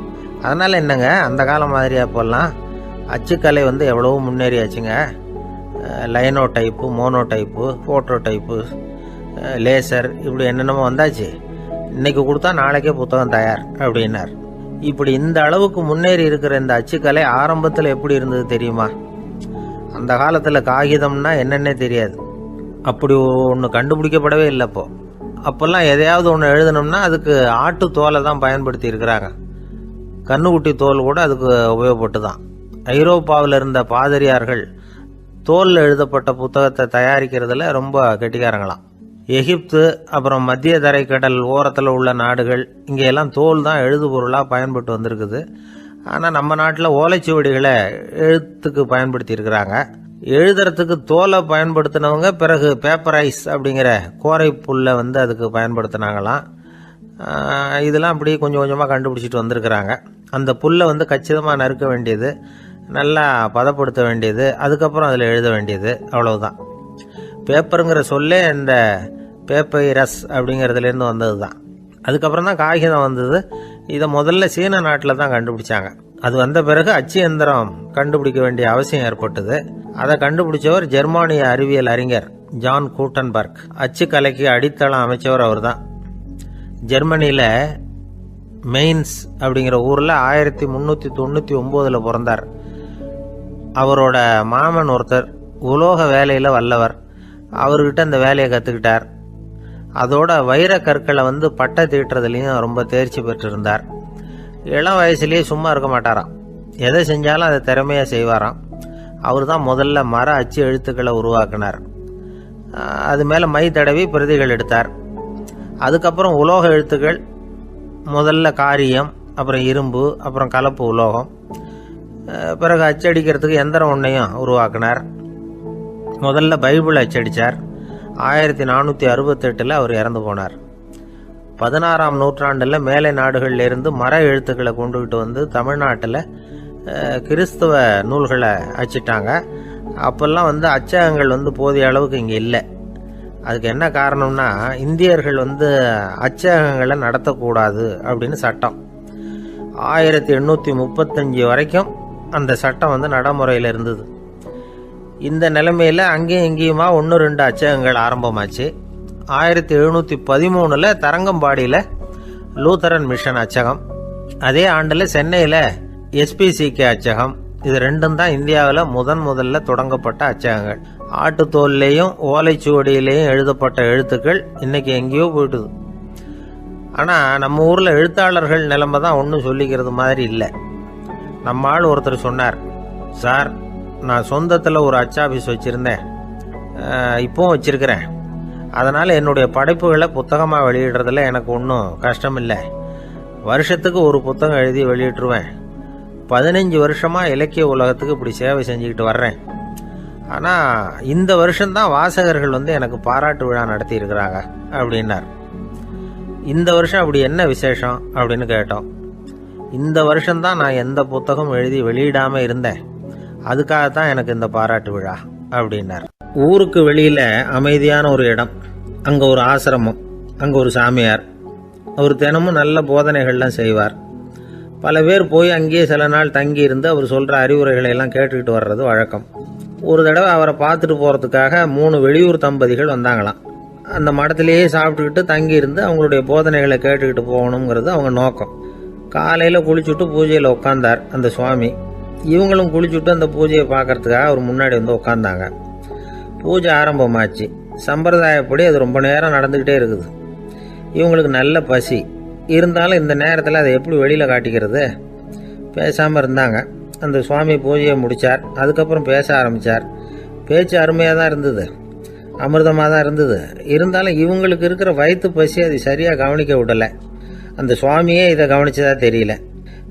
இவங்களுக்கு மனசுக்குள்ள ஒரு எண்ணம், உள்ளே சாப்பாடு தயாராகிட்டு இருக்கும் போல இருக்கு, இந்த பேச்சு முடிஞ்சதும் நம்மளை உள்ளே அழைச்சிட்டு போய் சாப்பாடு போடுவாங்கன்னு நினைக்கிறோம் அப்படின்னு இவங்களாம் நினச்சிக்கிட்டாங்க. ஆனால் சுவாமி இதை பற்றி எதுவுமே பேசலை, கண்டுக்கலை. ஒரு அம்மாவால் அதுக்கு மேலே சும்மா இருக்க முடியுமா? முடியல. சாப்பாட்டை கவனிக்கலாமா அப்படின்னு சொல்லி மெதுவாக ஆரம்பித்தாங்க. கவனிக்கலாமே அப்படின்னு உள்ளே அழைச்சிட்டு போனார் சுவாமி. இவங்க ரொம்ப அவசரமாக எழுந்திருச்சு உள்ளே ஓடினாங்க. அங்கே ஒரு மேஜை மேலே ஒரு கிண்ணம் மூடி இருந்தது. இதுதான் சாப்பாட்டு மேஜை போல இருக்கு, இங்கே சாப்பாடு வந்துடும் அப்படின்னு நினச்சாங்க. உடனே போய் சுற்றி உட்காந்துக்கிட்டாங்க. சுவாமி அந்த கிண்ணத்தை எடுத்து அந்த அம்மா கிட்ட கொடுத்தார். அவங்க அதை வாங்கி மூடியை திறந்து பார்க்குறாங்க. உள்ளே ஒரு சாவி இருக்குது. சரிதான், இது சமையலறை சாவி போல இருக்கு, அங்கே போய் அதை திறந்து சாப்பாட்டை நாமே எடுத்துக்கிட்டு வந்து இங்கே வச்சுக்கிட்டு சாப்பிடணும் போல இருக்கு அப்படின்னு நினச்சாங்க. சாவி இருக்கு இல்லையா, வாங்க பூட்டு நிறையா காட்டுறேன் அப்படின்னு சுவாமி அவங்கள அழைச்சிட்டு போனார், காட்டினார். இவங்க அந்த அறையை ரொம்ப அவளோடு திறந்தாங்க. உள்ளே பார்த்தா அங்கே அரிசி, பருப்பு, விதவிதமான காய்கறி எல்லாம் இருக்குது. சமையலுக்கு வேண்டிய மிளகாய், எண்ணெய், பால், தயிர், நெய் இப்படி எல்லாமே இருக்குது. அடுப்பு, விறகு, நெருப்பு போட்டி அது கூட அங்கே இருக்குது. சாப்பாடு தயாராக இருக்கும்னு நினச்சிக்கிட்டு போனால் இப்படி இருக்குதே அப்படின்னு சொல்லி அதை பார்த்ததும் ரொம்ப சோர்ந்து போட்டாங்க அவங்க. சுவாமி, என்ன இது சாப்பாடு இல்லையா அப்படின்னாங்க. அதுதான் சாப்பாட்டுக்கு வேண்டிய எல்லாம் இங்கே இருக்குதே, அடுப்பு மூட்டி நீங்கள் தான் அவங்கவுங்க ருசிக்கு தகுந்த மாதிரி சமைச்சிக்கணும். இந்த சன்னியாசிக்கு எப்படி சமைக்க தெரியும் அப்படின்னு கேட்டார் சுவாமி. சாப்பாடு தயாராக இருக்கும்னு நாங்கள் எதிர்பார்த்தோம் அப்படின்னாங்க. நீங்கள் இப்படி சொல்லுவீங்கன்னு நானும் எதிர்பார்த்தேன். இது வரைக்கும் நான் எவ்வளவோ தத்துவம்லாம் எடுத்து சொன்னேன். எல்லாத்தையும் விட இதுதான் அனுபவபூர்வமான தத்துவம். ஆண்டவன் நமக்கு நல்ல மனசை கொடுத்துருக்குறான், நல்ல வாய்ப்புகளையும் தந்திருக்கிறான், அதையெல்லாம் பயன்படுத்திக்கக்கூடிய மூளையையும் சிந்தனையையும் கொடுத்துருக்குறான். அதனால் அடுப்பை தான் நீங்கள் மூட்டணும். அடுப்பை நீங்கள் தான் மூட்டணும். உங்களுக்கு உகந்ததை நீங்கள் தான் சமைச்சு ருசித்து அனுபவிக்கணும். ஆண்டவனே அதை செஞ்சுக்கிட்டு இருக்க மாட்டான் அப்படின்னாராம் அந்த சுவாமி. நம்முடைய வாழ்க்கையில் பல நல்ல பலன்களை பெறறதுக்கு நாம் தான் முயற்சி பண்ணணும். அதுக்குரிய சூழ்நிலையை தான் ஆண்டவன் கொடுப்பானே தவிர அதை விளக்கறதுக்காக தான் அந்த சுவாமி அப்படி செஞ்சு காட்டியிருக்கிறார். இது ஒரு பெரியவர் இப்படி ஒரு விளக்கம் கொடுத்தார். அதுக்கப்புறம் அந்த 3 தம்பதிகளும் தெளிவடைஞ்சுட்டாங்களாம். நாம் தெளிவடைகிறது எப்போங்கிறது தான் தெரியல அப்படின்னு பல பேர் இதை கேட்டுட்டு சொல்லிட்டு இருக்கிறாங்க. இந்த கதையை நம்முடைய நண்பர் ஒருத்தர்கிட்ட சொன்னேன். அந்த நண்பர் ரொம்ப சந்தோஷப்பட்டார். நீங்கள் சொல்கிறது கரெக்டு சார், ஆனால் நான் அதை விட ஒரு படி மேலே சார். எனக்கெல்லாம் அரிசி பருப்பு இருக்கிற ரூம் எதுன்னு கையை காட்டிட்டா போதும். உடனே கிண்ணத்துலேருந்து சாவியை எடுத்து கொடுக்கணுங்கிற அவசியம்லாம் இல்லை எனக்கு. அப்புறம் எப்படி ரூமை திறந்துருவீங்க அப்படின்னு கேட்டேன். பூட்டை உடைச்சி திறந்துருவேன், அதுதான் எனக்கு பழக்கம் அப்படிங்கிறார். ஒரு காலத்தில் பிரஷ்யா அப்படின்னு ஒரு தேசம் இருந்தது. இப்போ ஜெர்மனி இருக்குல்ல, இதோட பெரும்பகுதி ஒரு காலத்தில் பிரஷ்யாங்கிற பேரில் இருந்தது. அப்போ அதுக்கு அரசராக இருந்தவர் மகா ஃப்ரெடரிக், அதாவது ஃப்ரெடரிக் தி கிரேட் அப்படின்னு சொல்லுவாங்க. அந்த ராஜாவுக்கு ஒரு சந்தேகம். நாம் பல வகையான வரிகளை விதித்து வசூல் பண்ணுறோம், அப்படி பண்ணி வருமானம் குறைஞ்சிக்கிட்டே போகுதே, இதுக்கு என்ன காரணமாக இருக்கும்? இதுதான் அவருக்கு ஏற்பட்ட சந்தேகம். ஒரு சமயம் அந்த அரசர் தம்முடைய அமைச்சர்களையும் பிரபுக்களையும் தளபதிகளையும் கூப்பிட்டு ஒரு விருந்து வச்சார்.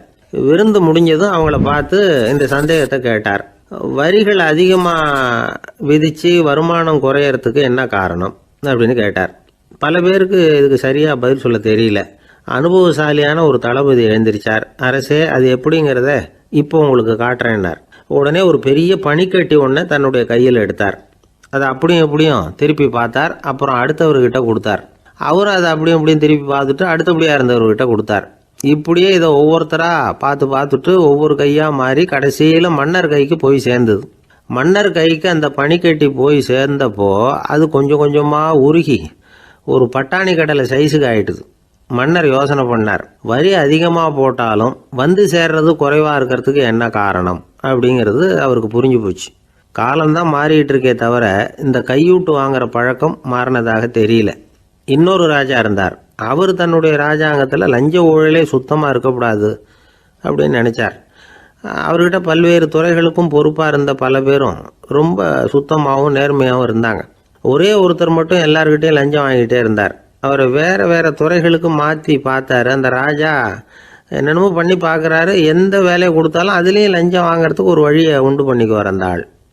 ராஜாவுக்கு இது ஒரு பெரிய தலைவலியாக போட்டுது. இவர் என்ன பண்ணுறது, இவருக்கு என்ன வேலையை கொடுக்கறது, கொஞ்சம் கூட லஞ்சம் வாங்கிறதுக்கு சான்ஸே இல்லாத ஒரு வேலையை கொடுக்கணும் அப்படின்னு திட்டம் போட்டார். ஒரு நாள் அவருக்கு அந்த உத்தரவும் போட்டுட்டார். அதாவது அவருக்கு என்ன வேலைன்னா, கடற்கரையில் தான் அவருக்கு ஆஃபீஸ். அங்கேயே இருந்துக்க வேண்டியது. தினமும் எத்தனை கடல் அலை கரையில் வந்து மோதுது அப்படிங்கிறத கணக்கெடுத்து ராஜாவுக்கு தெரிவிக்க வேண்டியது. இதுதான் அவருக்கு வேலை. பேசாமல் அலையை எண்ணிட்டு உட்காந்துருக்கிட்டோம், அப்போவாவது அவர் லஞ்சம் வாங்குகிற சந்தர்ப்பம் இல்லாமல் போயிடும் அவருக்கு அப்படின்னு நினச்சார் ராஜா. இந்த ஆள் கடற்கரைக்கு போய் டியூட்டியில் ஜாயின் பண்ணிட்டார். ஒரே மாதத்தில் அங்கே சொந்தமாக ஒரு பிரம்மாண்டமான மாளிகை கட்டிவிட்டார். ராஜாவுக்கு இது பெரிய ஆச்சரியமாக போச்சு. அலையை என்ற வேலையில் அந்த ஆள் எப்படி பணம் சம்பாதிச்சார் அப்படின்னு விசாரித்து பார்த்தார் அக்கம் பக்கத்தில். அந்த ஆள் என்ன பண்ணியிருக்கிறாருன்னா, கடற்கரையில் போய் பொறுப்பை ஏற்றுக்கிட்ட உடனே அங்கே இருந்த மீனவர்கள்கிட்ட எல்லாம் இந்த கரையில் வந்து ஒரு நாளில் வந்து மோதுற அலைகள் எத்தனை அப்படின்னு கேட்டிருக்காரு. அது எப்படிங்க தெரியும்னு இருக்காங்க அவங்க. தினமும் அந்த எண்ணிக்கை தெரியணும். நம்ம ராஜாவுக்கு தினமும் அறிக்கை அனுப்பணும், டெய்லி ரிப்போர்ட்டு. தவறுனா நீங்கள் இந்த கடலில் போய் மீன் பிடிக்கிறதுக்கு ராஜாவோட அனுமதி கிடைக்காது அப்படின்ட்டுருக்காரு. உடனே மீனவர்களும் பயந்து போட்டாங்க. கடலுக்கு போகிறதுக்கு அனுமதி இல்லைன்னா பட்டினி கிடக்கிறது மாதிரி ஆகிடுமே. மெதுவாக அந்த ஆளுகிட்ட போனாங்க. காதோட காதாக சொன்னாங்க, ஐயா, எங்களால் வந்து கடல் அலையை வந்து எண்ண முடியாது. தினமும் எங்களால் முடிஞ்சதை உங்களுக்கு பணமாக கொடுத்துட்றோம். நீங்கள் தான் ராஜா கிட்ட சிபாரிசு பண்ணி நாங்கள் தொடர்ந்து மீன் பிடிக்கிறதுக்கு அனுமதி வாங்கி கொடுக்கணும் அப்படின்னு வேண்டிக்கிட்டாங்க.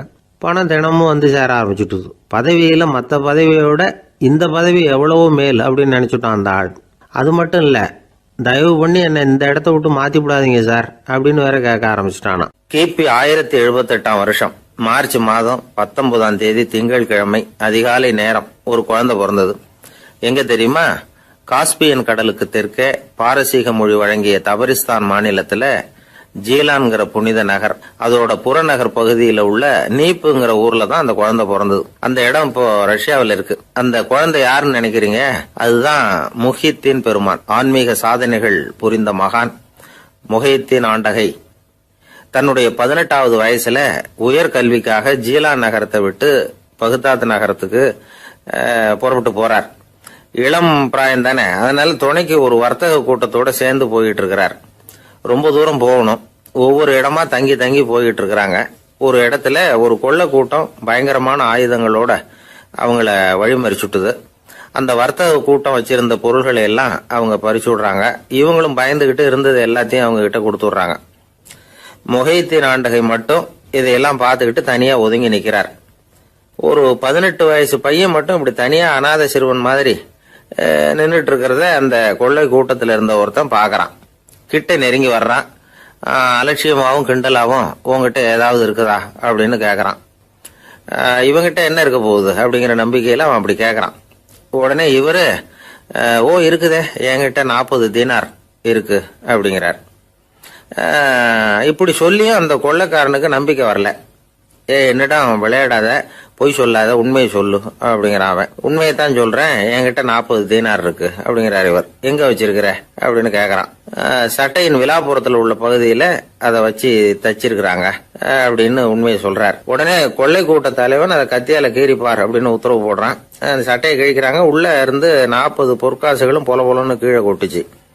அதை பார்த்த உடனே அந்த கொள்ளை கூட்ட தலைவன் மலைச்சு போய் நின்னுட்டான்.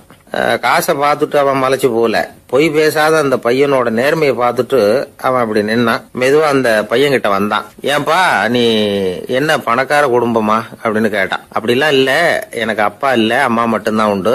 எங்க அப்பா எனக்குன்னு விட்டு போன சொத்தே இந்த 40 தீனார் தான் அப்படின்னாரு இவர். அப்படி இருந்துமா உண்மை பேசணும்னு ஆசைப்பட்டேன். என்கிட்ட ஒண்ணும் இல்லைன்னு ஒரு வார்த்தை சொன்ன உன்னை விட்டுருப்போமே அப்படின்னா அவன். அப்படி இல்லைங்க, நான் இறைவன் திருநாமத்தை அறியக்கூடிய கல்வி ஞானத்துக்காக இப்ப போயிட்டு இருக்கிறேன். இறைவன் திருநாமத்தை உச்சரிக்க வேண்டிய நாவால பொய் பேசக்கூடாதுன்னு எங்க அம்மா சொல்லியிருக்கிறாங்க.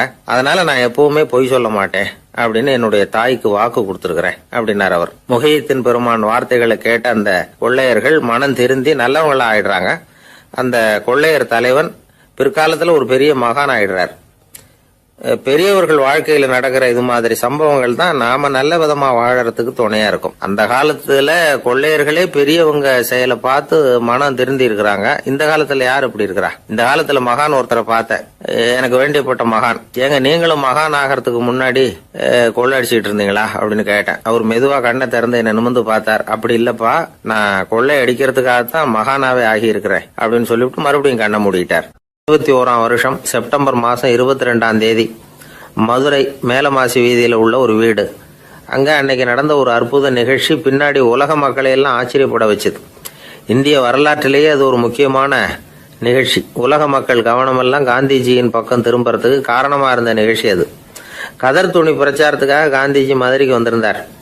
சென்னை துணி வணிகர் சங்கத்தின் துணைத் தலைவர் ஒருத்தர் இருந்தார், ராம்ஜி கல்யாண் சேட்ஜி. அவருடைய வீடு மதுரை மேலமாசி வீதியில் இருந்தது. அந்த வீட்டில் தான் காந்திஜி தங்கியிருந்தார். அப்போ வயலுக்கு போற உழவர்கள்லாம் சின்ன சின்ன துண்டை இடுப்புல கட்டிக்கிட்டு கலப்பையை தூக்கிக்கிட்டு தெருவில் நடந்து போறதை கவனிச்சார். ஏற்கனவே சேலத்துக்கு தெற்க பல பகுதிகளில் ஆண்களும் பெண்களும் அரைகுறை ஆடைகளோட உழைச்சிக்கிட்டு இருக்கிறத கண்ணால கண்டிருக்கிறார் அவரு. இந்தியரின் சராசரி உடை இவ்வளவுதான் அப்படிங்கிறத புரிஞ்சுக்கிட்டார். மனசை இன்னும் பண்ணியிருக்குது. ராத்திரி பூரா அதை பத்தியே யோசனை. 22/9/21 வியாழக்கிழமை காலையில காந்திஜி எழுந்திருக்கிறார். அவர் கூட தங்கியிருந்தவங்களையெல்லாம் பார்த்து சொன்னார், இன்னையிலிருந்து அறையில முழு அகலத்துண்டு தான் கட்டுவேன். குளிர் அதிகமாக உள்ள காலங்களில் மட்டும் போர்வை ஒன்றும் உபயோகப்படுத்துவேன். மற்றபடி மேலங்கியோ குல்லாவோ எதுவும் போட்டுக்க மாட்டேன். தற்காலிகமாக இந்த ஏற்பாட்டை 1 மாசத்துக்கு ஏற்றுக்குவேன். அதுக்கு பிறகு உசிதம் போல எண்ணி பார்த்து முடிவு பண்ணுவேன் அப்படின்னார்.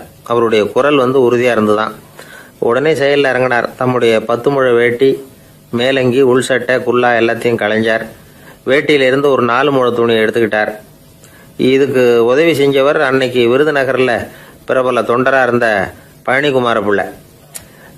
வெட்டி எடுத்த துண்டை நீள வாக்கில் ரெட்டையாக மடித்தார். அதை இடுப்பில் துண்டு மாதிரி கட்டிக்கிட்டார். தலையில் சின்ன உச்சி குடுமி, அறையில் சின்ன துண்டு. அண்ணல் காந்தி ஆண்டி கோலத்தில் காட்சி அளிக்கிறார். கூட இருந்தவங்கள பார்த்து காரைக்குடிக்கு புறப்படலாமே அப்படின்னார். அவர் நண்பர்களும் சீடர்களும் திகைச்சு போய் நிற்கிறாங்க. இந்த விரதம் நிரந்தரமாக ஆயிடுமோங்கிற பயம் அவங்களுக்கு. எப்படியோ இந்த விவரம் ராஜாஜிக்கு அன்னைக்கு பிரபலமாக விளங்கின தேசபக்தர் டாக்டர் TSS ராஜனுக்கு எட்டுச்சு. உடனே 2 பேரும் ஓடி வந்தாங்க. வேண்டாமே இந்த கோலம் அப்படின்னாங்க. காந்திஜி தன்னுடைய முடிவில் உறுதியாக இருந்தார். ராஜாஜி என்னென்னமோ வாதமெல்லாம் பண்ணி பார்த்தார். உங்களுடைய வாதத்துக்கு என்னால் பதில் சொல்ல முடியல, இருந்தாலும் நான் செய்கிறது தான் சரிங்கிறதுல எனக்கு சந்தேகம் இல்லை. இன்னைக்கு அதிகாலை 3 மணி இருக்கும். நான் ஓரளவு விழிச்சுக்கிட்டேன். அதாவது உறக்கமும் விழிப்புமா இருந்த நிலையில எனக்கு இந்த எண்ணம் உண்டாச்சு. இது என்னுடைய அந்தராத்மாவின் ஆணை, அதை என்னால் மீற முடியாது அப்படின்னு சொல்லிவிட்டாராம் காந்திஜி. கதர் பிரச்சாரத்துக்காக காரைக்குடிக்கு கிளம்பினார். வாசல்ல 4 மோட்டார் வண்டிகள் காத்துக்கிட்டு இருந்தது. வீதியில 2 பக்கமும் ஜனங்கள். காந்திஜி இடுப்பு துணியோட மோட்டார் வண்டியில ஏறினார். நண்பர்களும் சீடர்களும் மக்களும் உடல் சிலிர்க்க அந்த காட்சியை பார்க்குறாங்க. மோட்டார் வண்டி நகர ஆரம்பிக்குது. எப்பேற்பட்ட காட்சி அது! சுக்கநாத பெருமானியே கூலி ஆளாக்கிய அப்படி ஆக்கி மண் சுமக்க வச்ச மதுரை இல்லையா, அந்த மதுரை தான் காந்திஜி துறவி கோலம் கொள்றதுக்கும் காரணமாக இருந்திருக்குது. இது இன்னைக்கு எத்தனை பேருக்கு தெரியும்? ஒரு தடவை காந்திஜி நேருவும் சுற்றுப்பயணம் செஞ்சாங்களாம். ஒரு இடத்துல நடந்து போயிட்டு இருக்கிறாங்க. குறுக்க ஒரு வாய்க்கால். நேரு என்ன பண்ணார் தெரியுமா? தன்னுடைய இளமை துடிப்பை காட்டுறதுக்காக கொஞ்சம் தூரம் பின்னாடி போய் அங்கேருந்து வேகமாக ஓடி வந்து அந்த வாய்க்காலை தாண்டினாராம். காந்திஜி அப்படி பண்ணல. பக்கத்தில் இருந்த பாலம் வழியா அந்த வாய்க்காலை கடந்து வந்தார். நேரு காந்திஜியை பார்த்து சிரிச்சுக்கிட்டே, என்ன மாதிரி நீங்களும் தாண்டி இருக்கலாமே அப்படின்னாராம். அதுக்கு காந்திஜி சிரிச்சுக்கிட்டே சொன்னாராம், 2 அடி முன்னேறதுக்காக 5 அடி பின்னாடி போறதா அப்படின்னாராம். ஒரு ஊர்ல ஒரு ராஜா இருந்தார். அந்த ராஜாவுக்கு ஒரு புள்ள. அந்த புள்ளைக்கு விவரமே தெரியாது. அவன் ஒரு முட்டாளுங்கிறது எல்லாருக்கும் தெரியும். ஆனாலும் அவன் தான் அடுத்தபடியாக ஆட்சிக்கு வர வேண்டியவன். ஆட்சி பொறுப்பை ஏற்க வேண்டிய ஒருத்தன் இப்படி இருந்தால் என்ன பண்ணுறது அப்படிங்கிறது எல்லாருக்கும் உள்ள கவலை. மன்னர் அமைச்சர்களை கூட்டினார். ஆலோசனை கேட்டார் என்ன பண்ணலாம்னு. இவனை இன்னொரு நாட்டு பல்கலைக்கழகத்துக்கு அனுப்பி பார்க்கலாம். அங்கே போய் படிச்சுட்டு வரட்டும். நிறைய படிச்சுட்டு நல்ல ஞானத்தோடு திரும்பி வரட்டும். அதுக்கப்புறம் பார்த்துக்கலாம் அப்படிங்கிறது அவங்க சொன்ன ஆலோசனை. மன்னருக்கும் அது சரின்னு தோணுச்சு. மகனை வெளி தேசத்துக்கு அனுப்பி வச்சார். இவனும் போனான். ஒரு பல்கலைக்கழகத்தில் சேர்ந்தான். நிறைய படித்தான். அதுக்கப்புறம் தந்தைக்கு ஒரு கடிதம் எழுதினான். தந்தையே, நான் நிறைய படிச்சுட்டேன், இனிமேல் நாடு திரும்பலாம்னு நினைக்கிறேன் அப்படின்னு எழுதினான். மன்னருக்கு ரொம்ப மகிழ்ச்சி. அதாவது புள்ள படிச்சுட்டான் அப்படிங்கிற ஆனந்தம். உடனே பையன் திரும்பி வர்றதுக்கு ஏற்பாடு பண்ணார். இளவரசன் நாடு திரும்பினான். அதை கொண்டாடுறதுக்காக அரண்மனையில் ஒரு பெரிய விருந்துக்கு ஏற்பாடு பண்ணியிருந்தாங்க. முக்கியமானவங்கள்லாம் அதில் கலந்துக்கிட்டாங்க. அந்த விருந்துக்கு முனிவர் ஒருத்தரும் வந்திருந்தார்.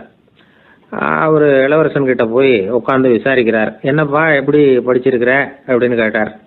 நிறைய படிச்சுட்டு வந்திருக்கிறேங்க அப்படின்னா அவன். என்னெல்லாம் படித்த அப்படின்னாரான். எல்லாத்தையும் விவரமாக சொல்லியிருக்கிறான். அவன் அப்படி சொல்லிட்டு இருக்கும் பொழுதே முனிவர் என்ன பண்ணார், தன்னுடைய மோதிரத்தை கழட்டி உள்ளங்கையில் வச்சு அப்படியே மூடிக்கிட்டாரான். அப்படியே கையை நீட்டி அவன் முன்னாடி காட்டினார். இந்த பாருப்பா, என் கைக்குள்ள என்ன இருக்கு சொல்லு பார்க்கலாம் அப்படின்னாரான். இளவரசன் ஒரு கணம் யோசிச்சான். அதுக்கப்புறம் உங்க கைக்குள்ள இருக்கிறது வட்டமான ஒரு பொருள், நடுவில் ஒரு துளை இருக்கும் அப்படின்னானா. முனிவர் திகைச்சு போட்டார். பையன் பெரிய அறிவாளி ஆயிட்டான் போல இருக்க அப்படின்னு நினைச்சுட்டார். அதுக்கப்புறம் கேட்டார், சரி, என் கையில் இருக்கிறது வட்டமான பொருள், நடுவில் துளை இருக்குங்கிறத சொல்லிவிட்டேன், அதோட பேர் என்ன அதை சொல்லு அப்படின்னாராம். இளவரசன் கொஞ்சம் யோசனை பண்ணியிருக்கான். அப்புறம் சொன்னானா, முனிவரே, நான் படித்த விஞ்ஞானம் உங்களுக்கு பதில் சொல்றதுக்கு உதவலை, இருந்தாலும் பதில் சொல்றேன், அது ஒரு வண்டி சக்கரம் அப்படின்னானா. இப்பதான் முனிவர் யோசிச்சாராம். அவருக்கு புரிஞ்சுதான், அதாவது முட்டாளை படிக்க வைக்கலாம், ஆனால் சிந்திக்க வைக்க முடியாது அப்படிங்கிறத அவர் புரிஞ்சுக்கிட்டாராம். தகவல் அறிவு ஞானமாகாது அப்படிங்கிறார் ஓஷோ. ஏன்னா தகவல்கள் மாறுதலை ஏற்படுத்துறது இல்லை, ஆனால் ஞானம்ங்கிறது மாறுதலால் உண்டாகக்கூடிய ஒன்று. அதுதான் ரெண்டுக்கும் உள்ள வித்தியாசம். மனம் சரியான வழிக்கு வரணும். அதுக்கப்புறம் படிக்கிற கல்வி தான் உண்மையான கல்வி. சரி, மனம் சரியா வர்றதுக்கு என்ன வழி அப்படின்னு கேட்டால், மனிதன் முழு மாறுதலுக்கான வழிமுறை தியானம்தான் அப்படிங்கிறார் அவர். அதனால தான் நிறைய படிச்சிருக்கேன்னு சொல்கிறவன் எல்லாம் ஞானம் உள்ளவன் நினச்சிடக்கூடாது. ஒருத்தர் இன்னொரு பெரிய மனிதரை அழைச்சிட்டு அறிமுகப்படுத்தினாராம். சார் நிறைய படிச்சிருக்கார், 3 MA வாங்கியிருக்கார், ஆனால் ஒரு விஷயம், அப்பப்போ கொஞ்சம் திருடுவார், அவ்வளவுதான், மற்றபடி அவர் ஒரு பெரிய அறிவாளி தான் அப்படின்னாராம். ஒரு ஊரில் ஒரு மன்னர் இருந்தார். அந்த ஊரில் அடிக்கடி சேவல் சண்டை நடக்கிறது வழக்கம். அரண்மனையில் ஒரு ஆள் இருந்தான். மன்னருக்காக அவன் ஒரு சேவல் வாங்கிட்டு வந்தான். சண்டை போடுறதுக்காக அந்த சேவலை தயார் பண்ணிகிட்டு இருந்தான். கொஞ்ச நாள் ஆச்சு. மன்னர் அந்த ஆளை கூப்பிட்டார். என்னப்பா, சேவல் தயாராகிட்டுதா அப்படின்னு கேட்டார். இன்னும் அது தயாராகல மன்னா, இன்னும் வளரல, அதுக்கான தகுதி இன்னும் அதுக்கு வரல அப்படின்னா. எதனால் அப்படி சொல்கிறேன்னாரு. கோபம் ரொம்ப கடுமையாக இருக்குது அப்படின்னா. சரி அப்படின்னு விட்டுட்டார். மறுபடியும் கொஞ்ச நாள் ஆச்சு. இப்போ எப்படி நிலைமை, சேவல் தயாரா அப்படின்னார். இன்னும் இல்லை அரசே, மற்ற சேவல் எங்கேயாவது கூவுற சத்தம் கேட்டால் உடனே இது பரபரப்பாயிடுது, பக்கத்தில் ஒரு சேவலின் நிழலை கண்டா கூட இது பரபரப்பாயிடுது அப்படின்னா. சரி, இன்னும் கொஞ்ச நாள் ஆகட்டும்னு விட்டுட்டார். கொஞ்ச நாள் ஆச்சு. இப்போ மறுபடியும் விசாரித்தார். இன்னும் நம்ம சேவலுக்கு அந்த தகுதி வரலமன்னா, போராட்ட உணர்வு அதுக்கு இன்னும் இருந்துக்கிட்டு தான் இருக்குது, உள்ள மெதுவாக தான் எரிய ஆரம்பிச்சிருக்குது போராட்ட உணர்வு, அப்படி இருக்கக்கூடாது, அது பற்றி எரிய வேண்டாமா அப்படின்னா. இன்னும் கொஞ்ச நாள் ஆச்சு. இப்போ எப்படின்னு கேட்டார். இப்போ அவன் சொன்னான், மன்னா கிட்டத்தட்ட அது போருக்கு தயாராகிட்டுது அப்படின்னு நினைக்கிறேன்னா. எதனால் அப்படி சொல்கிற அப்படின்னு கேட்டார். மற்ற சேவலின் குரலை கேட்டால் அது அசைகிறதே இல்லை, ஒரு பொம்மை மாதிரி ஆயிடுது, அதுக்கு உள்ள ஒரு நுட்பமான விழிப்புணர்வு வந்துட்டுது, அதனால் அது அமைதியாக இருக்குது, மௌனமாக இருக்குது. இனிமேல் அதுக்கு இணையான சேவலே கிடையாது. வெற்றி பெற அது போராட வேண்டிய அவசியமே இல்லை, அதை பார்த்த உடனே எதிரி சேவல்கள் பயந்துட்டு ஓடி போடும் அப்படின்னு சொன்னானான். அந்த சேவலை வளர்த்தவர் சி சிங் சு அப்படின்னு பேர். இந்த சுசுகி சொன்ன கதையும் அது. ஞானிகள் என்ன சொல்கிறாங்க தெரியுமா, அந்த சேவலின் ரகசியத்தை நீயும் கற்றுக்கொள், நீ அப்படி ஆயிடு, சண்டை போடாமலே வெற்றிகள் பெறுகிற நுட்பத்தை புரிந்துகொள். இதுதான் ஞானிகள் உபதேசம். ஒரு குருக்கிட்ட ஒருத்தன் போயிருக்கிறான். எனக்கு சண்டை போட கற்றுக் கொடுங்கண்ணா, அதுக்கு என்ன செய்யணும்னார். என்ன உங்கள் மாணவனாக சேர்த்துங்கண்ணா. சரி, இப்போ உன்னுடைய பலம் என்னன்னு கேட்டிருக்கார். இப்போ நான் தனி ஆளாக இருந்து ஒரு 100 பேரை சமாளிப்பேன் நானா. சரி அப்படின்னா என்னுடைய மாணவனாக உன்னை சேர்த்துக்கிறேன்ருக்கார். சேர்த்துக்கிட்டார். 6 மாதம் பயிற்சி கொடுத்தார். அதுக்கப்புறம் இவனை கூப்பிட்டு கேட்டார், இப்போ உன்னுடைய திறமை எவ்வளவுன்னு.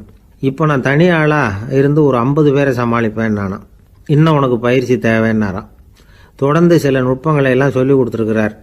1 வருஷம் ஆச்சு. எல்லாத்தையும் கற்றுக் கொடுத்துட்டார். அப்புறம் கூப்பிட்டு கேட்டார், இப்போ உன்னுடைய திறமை எப்படிப்பா, எதிரிகள் எத்தனை பேரை உன்னால் சமாளிக்க முடியும்னாராம். அவன் சொன்னான், ஐயா எதிரிகளின் பலம் என்னங்கிறத புரிஞ்சிக்காம அதை நான் சொல்ல முடியாதுன்னு நானும். இனிமேல் உனக்கு பயிற்சி தேவையில்லை, போயிட்டு வான்னு அனுப்பி வச்சுட்டாரான். ஒரு உண்மையை நாம் புரிஞ்சுக்கணும். அதாவது அடிக்கிறதுக்கு நமக்கு துணிச்சல் தேவையில்லை, அடிக்காமல் இருக்கிறதுக்கு தான் துணிச்சல் தேவை. அடித்தா திருப்பி அடிக்கிறவன் மன உறுதி உள்ளவன் இல்லை, அடித்தா திருப்பி அடிக்காமல் இருக்கிறான் பாருங்க, அவன் தான் மன உறுதி உள்ளவன். ஒருத்தன் தலை திரிக்க வேகமாக ஓடிக்கிட்டு இருந்தான். நான் எங்கடா ஓடுற அப்படின்னா, எதுக்கு வந்தவன், ஒரு சண்டையை நிறுத்தத்தான் இப்படி ஓடுறேன் அப்படின்ட்டுருக்கான். யாருக்கும் சண்டை, எனக்கும் இன்னொரு ஆளுக்கும் சண்டை அப்படின்னு நான். அவன் எது ரொம்பவும் கஷ்டமான காரியம் அப்படின்னு கேட்டார் ஒருத்தர். ஒருத்தருக்கு ஒருத்தர் சண்டை போடாமல் இருக்கிறது தான் ரொம்ப கஷ்டமான காரியம் அப்படின்னு தோணுது. ஒரு நாட்டுக்கும் இன்னொரு நாட்டுக்கும் சண்டை, நாட்டுக்குள்ளேயே ஒரு குரூப்புக்கும் இன்னொரு குரூப்புக்கும் சண்டை. ஏன் சண்டை போட்டுக்கிறீங்கன்னு கேட்டு பாருங்கள். நாங்கள் சமாதானத்துக்காக தான் சண்டை போட்டுக்கிறோம் அப்படிம்பாங்க. வாழறதுக்காக பிறந்த மனுஷன் லட்சியத்துக்காக உயிரை விட தயார் அப்படின்னு சொல்லிகிட்டு இருப்பான். அப்படி உயிரை விடுறவங்கள நாமளும் பாராட்டுவோம். ஆனால் ஒன்றுமில்லாத விஷயங்களுக்கெல்லாம் சண்டை போடுறவங்களெல்லாம், அப்படிப்பட்டவங்களையும் சரி உயிரை விடுறவங்களையும் சரி என்னென்னு சொல்கிறது, யுத்தங்களாலேயும் சண்டைகளாலேயும் நாம் அடையிறது என்னங்கிறது ஒரு பக்கம் இருக்கட்டும், இழக்கிறது என்ன தெரியுமா, ஏராளமான உயிர்கள். ரத்தம் சிந்துறதுக்கு நான் தயார் அப்படின்னு மார்தட்டி சொல்லலாம். ஆனால் ரத்தம் சிந்தினா உயிர் காத்துக்கிட்டு இருக்க தயார் இல்லை. அதாவது உயிர் நமக்காக காத்துக்கிட்டு இருக்க தயார் இல்லை. இழக்கிற ரத்தத்தை ஈடுகட்டினா தான் உயிரை காப்பாற்ற முடியும். அதனால் இது சம்மந்தமாக ஆராய்ச்சி செய்கிற கட்டாயம் ஏற்பட்டு போச்சு. அதோட விளைவாக புதுசாக ஒன்றை கண்டுபிடிச்சிருக்கிறாங்க. அதுதான் செயற்கை இரத்த பொடி. இப்போ இந்த திடீர் சாம்பார் பொடி, திடீர் ரசப்பொடி, திடீர் காப்பி பொடி இப்படிலாம் சொல்கிறோம்ல, அது மாதிரி இது திடீர் இரத்த பொடி. இஸ்ரேல் வந்து ஒரு சின்ன நாடு, மக்கள் தொகை குறைச்சல், அதோட போர்கள் வேறு. அதனால் காயம்பட்டவங்களை காப்பாற்றியே தீர வேண்டிய கட்டாயம். காப்பாற்றணும்னா ரத்த இழப்பை தடுக்கணும். அப்படின்னா உடனடியாக புது ரத்தம் செலுத்தி ஆகணும். திடீர்னு ரத்தம் வேணும்னா எங்கே போகிறது? அதுவும் கிடைக்கிற ரத்தம் சேர்கிற குரூப்பாக இருக்கணும். ஒரு வேடிக்கை பார்த்தீங்களா, நான் வேறு குரூப்பு நீ வேறு குரூப்புன்னு இவன் சண்டை போடுறான். இதில் அடிபட்டவனுக்கு ரத்தம் கொடுக்க போனால் அதுலேயும் அது வேறு வேறு குரூப்பாக இருக்குது. அது ரத்தமும் வேறு வேறு குரூப்புன்னு சொல்லிகிட்டு இருக்குது. எந்த குரூப்பு ரத்தம் வேணும், அது உடனடியாக கிடைக்கலன்னா என்ன பண்ணுறது? இப்படிப்பட்ட கஷ்டம்லாம் நமக்கு வந்துடுது. இதுக்காக தான் விஞ்ஞானிகள் இந்த ரத்த பொடியை கண்டுபிடிச்சிருக்கிறாங்க. அதாவது ஒரு ஆள் அடிபட்டு போட்டான்னு வச்சுங்களேன், அவனுக்கு ரத்தம் கிடைக்கல, உடனே என்ன பண்ணலாம்? இந்த சுத்தப்படுத்தப்பட்ட தண்ணீரை கொஞ்சம் எடுத்துக்க வேண்டியது, அதில் இந்த ரத்த பொடியை கரைக்க வேண்டியது. இப்போ இந்த செயற்கை ரத்தம் வந்து தயாராகிட்டுது. இதை அந்த ஆள் உடம்புல ஏற்றி விட்டுற வேண்டியது. இயற்கையாக நம்ம உடம்பில் இருக்கிற ரத்தம் என்னென்ன வேலை செய்யுதோ அதே வேலையை இதுவும் செய்யும். அதாவது ஆக்சிஜனை உடம்புல எல்லா இடத்துக்கும் எடுத்துகிட்டு போகுது. அந்த வேலையை இந்த செயற்கை ரத்தமும் செஞ்சுடுது. ஆனால் ஒரு விஷயம், இந்த செயற்கை ரத்தம் ஒரு அவசரத்துக்கு தான் உபயோகப்படுத்தலாம், ஒரு முதல் உதவி மாதிரி. அதை அப்படியே நிரந்தரமாக விட்டுற முடியாது. பின்னாடி வந்து தேவையான குரூப்பு உண்மையான ரத்தம் கிடைச்ச உடனே அதை செலுத்திக்கணும். உண்மையான ரத்தத்தை 20லேருந்து 40 நாள் வரைக்கும் தான் பாதுகாக்க முடியும். அதுவும் குளிர்பதன பெட்டியில். அதுக்குள்ளே உபயோகப்படுத்தலைன்னா அது வீணாக போயிடும். இந்த ரத்த பொடி அப்படி இல்லை, எவ்வளோ நாள் வேணும்னாலும் அப்படியே வச்சுருக்கலாம். குளிர்பதன பெட்டியும் தேவையில்லை. ஆனால் ஒன்று, இது தண்ணியில் கலந்து செயற்கை ரத்தமாக ஆக்கிவிட்டா அதோட வலு 72 மணி நேரம் தான். அதாவது 3 நாள். அதுக்குள்ளே அந்த ஆசாமியை எங்கேயாவது ஆஸ்பத்திரிக்கு தூக்கிட்டு போய் உண்மையான ரத்தத்தை கொடுத்துடணும். சண்டையில் அடிபடுறவங்க, சாலை விபத்தில் அடிபடுறவங்க, இவங்களுக்கெல்லாம் அவசரத்துக்கு கை கொடுத்து உதவுறது இந்த செயற்கை ரத்த பொடி. அதுக்கப்புறம் நாம் கொடுக்குற ரத்தம் தான் அவங்கள காப்பாற்றணும். இன்றைக்கி வந்து ரத்தத்தை தானமாக கொடுக்க தயாராக இருக்கிற நல்ல உள்ளங்கள் ஏராளம்.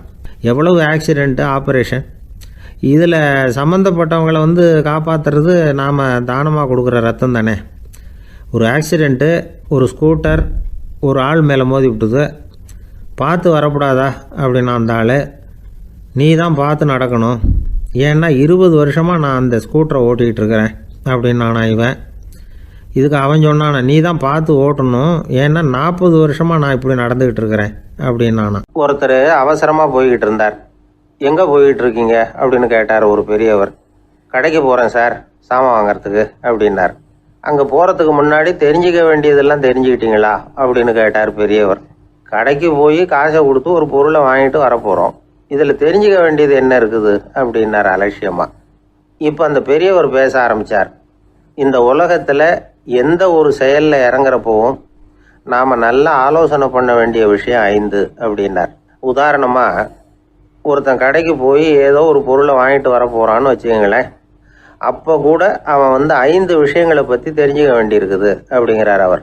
முதல்ல அந்த பொருள் எப்படிப்பட்டது அப்படிங்கிறத தெரிஞ்சுக்கணும். 2வதாக தன்னை பற்றியும் தெரிஞ்சுக்கணும். அப்போ தான் அந்த பொருள் தனக்கு தேவையா இல்லையா அப்படிங்கிறத புரிஞ்சுக்க முடியும். 3வதாக தெரிஞ்சுக்க வேண்டியது ஒன்று இருக்குது. அது என்னன்னா, அந்த பொருளை அடையறதுக்கு வழி என்ன அப்படிங்கிறது தெரிஞ்சுக்கணும். அதாவது எவ்வளவு பணம் கொடுத்தா அது கிடைக்கும், இது மாதிரியான விஷயங்கள். 4வதாக அந்த பொருளை அடையிறது மூலமாக நாம் அடையக்கூடிய பயன் என்ன அப்படிங்கிறதையும் உணரணும். 5வது, அந்த பொருளை அடையிறதுல இருக்கக்கூடிய தடை எது அப்படிங்கிறதையும் நாம் தெரிஞ்சுக்கணும். பெரியவர் பேசுறது ஏதோ தத்துவம் மாதிரி தெரியுது இல்லையா? தத்துவம் தான்.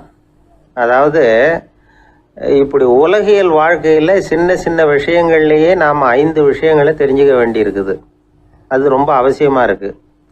பேரின்ப நிலைன்னு சொல்கிறாங்கல்ல, அது மாதிரி பெரிய சமாச்சாரங்கள்லேயும் இந்த 5 விஷயங்களை நாம் தெரிஞ்சுக்க வேண்டியிருக்குது. அதுக்கு பேர் என்னன்னா அர்த்த பஞ்சகம். வைணவ சமயத்தில் அர்த்த பஞ்சகம்ங்கிறது ரொம்ப பெரிய விஷயம். கடைக்கு போகிறது மாதிரி கடவுளை பார்க்க போகிறப்போ நாம் 5 விஷயங்களை தெரிஞ்சுக்கணுமா. முதல்ல பரம்பொருள் அப்படிங்கிறது என்ன, அதோட தன்மைகள் என்ன, இதை தெரிஞ்சுக்கணும். இதுக்கு பேர் என்னன்னா பரமாத்ம ஸ்வரூபம் அப்படின்னு பேர். 2வது, நாம யார், நம்மோட தன்மை என்ன அப்படிங்கிறத தெரிஞ்சுக்கணும். நான் யாருன்னு எனக்கே தெரியலங்கிறப்போ இதை நான் சொல்கிறேன்னு இது என்னுடையதுன்னு சொல்கிறது தப்பு தானே. அப்புறம் மூணாவது விஷயம், பரம்பொருளை நாம் அடையிறதுக்கு வழி எது, இது தெரிஞ்சுக்கணும். இது உபாய ஸ்வரூபம் அப்படின்னு பேர். நாலாவது விஷயம், நாம் அடைய வேண்டிய பயன்கள் என்ன அப்படிங்கிறது தெரிஞ்சுக்கிறது. இதுக்கு புருஷார்த்தம் அப்படின்னு பேர். அஞ்சாவது, அந்த பயனை அடைய விடாமல் தடுக்கிற தடைகள் யாவை அப்படிங்கிறது தெரிஞ்சுக்கிறது. இது விரோதி ஸ்வரூபம். இதைத்தான் தடையியல் அப்படின்னு சொல்றாங்க. அதாவது பரமாத்மாவை பற்றிய அறிவு, ஜீவாத்மாவை பற்றிய அறிவு, உபாயம் பற்றிய அறிவு, புருஷார்த்தம் பற்றிய அறிவு, இந்த 4 அறிவுக்கும் எதிரடையா, அதாவது அதையெல்லாம் தப்பா புரிஞ்சுக்கிறதால உண்டாகக்கூடிய அறிவு விரோதி ஸ்வரூபம். என்ன இது தகவலில் ஏதாவது கதை சொல்லுவீங்கன்னு பார்த்தா ஏதோ தத்துவம் பேசிகிட்டு இருக்கிறீங்களே அப்படின்னு நினைக்கலாம். இதுவும் தெரிஞ்சுக்க வேண்டிய ஒரு பெரிய விஷயந்தான். காதில் போட்டு வச்சா எப்போவாவது உபயோகப்படும். என்னுடைய நண்பர் ஒருத்தர் ஒரு நாள் என்கிட்ட சொன்னார், சார் அடுத்த மாதம் தஞ்சாவூரில் ஒரு கல்யாணம், போகிறதா வேண்டாமா அப்படின்னு ஒரே குழப்பமாக இருக்குது அப்படின்னார். நான் உடனே இந்த அர்த்த பஞ்சக உபதேசம் பண்ண ஆரம்பித்தேன். அவர் எல்லாத்தையும் பொறுமையாக கேட்டுவிட்டு, சரி சார் நான் போகிறதுன்னு முடிவு பண்ணிவிட்டேன்னார். எப்படி இந்த முடிவுக்கு வந்தீங்க அப்படின்னு கேட்டேன். அவர் சொன்னார், சார் அந்த 2வது பாயிண்ட் ஒன்று சொன்னீங்களே, அதை புரிஞ்சுக்கிட்டதுக்கு அப்புறம்தான் இந்த முடிவுக்கு வந்தேன் அப்படின்னார். என்ன 2வது பாயிண்ட்டுன்னு, அதாவது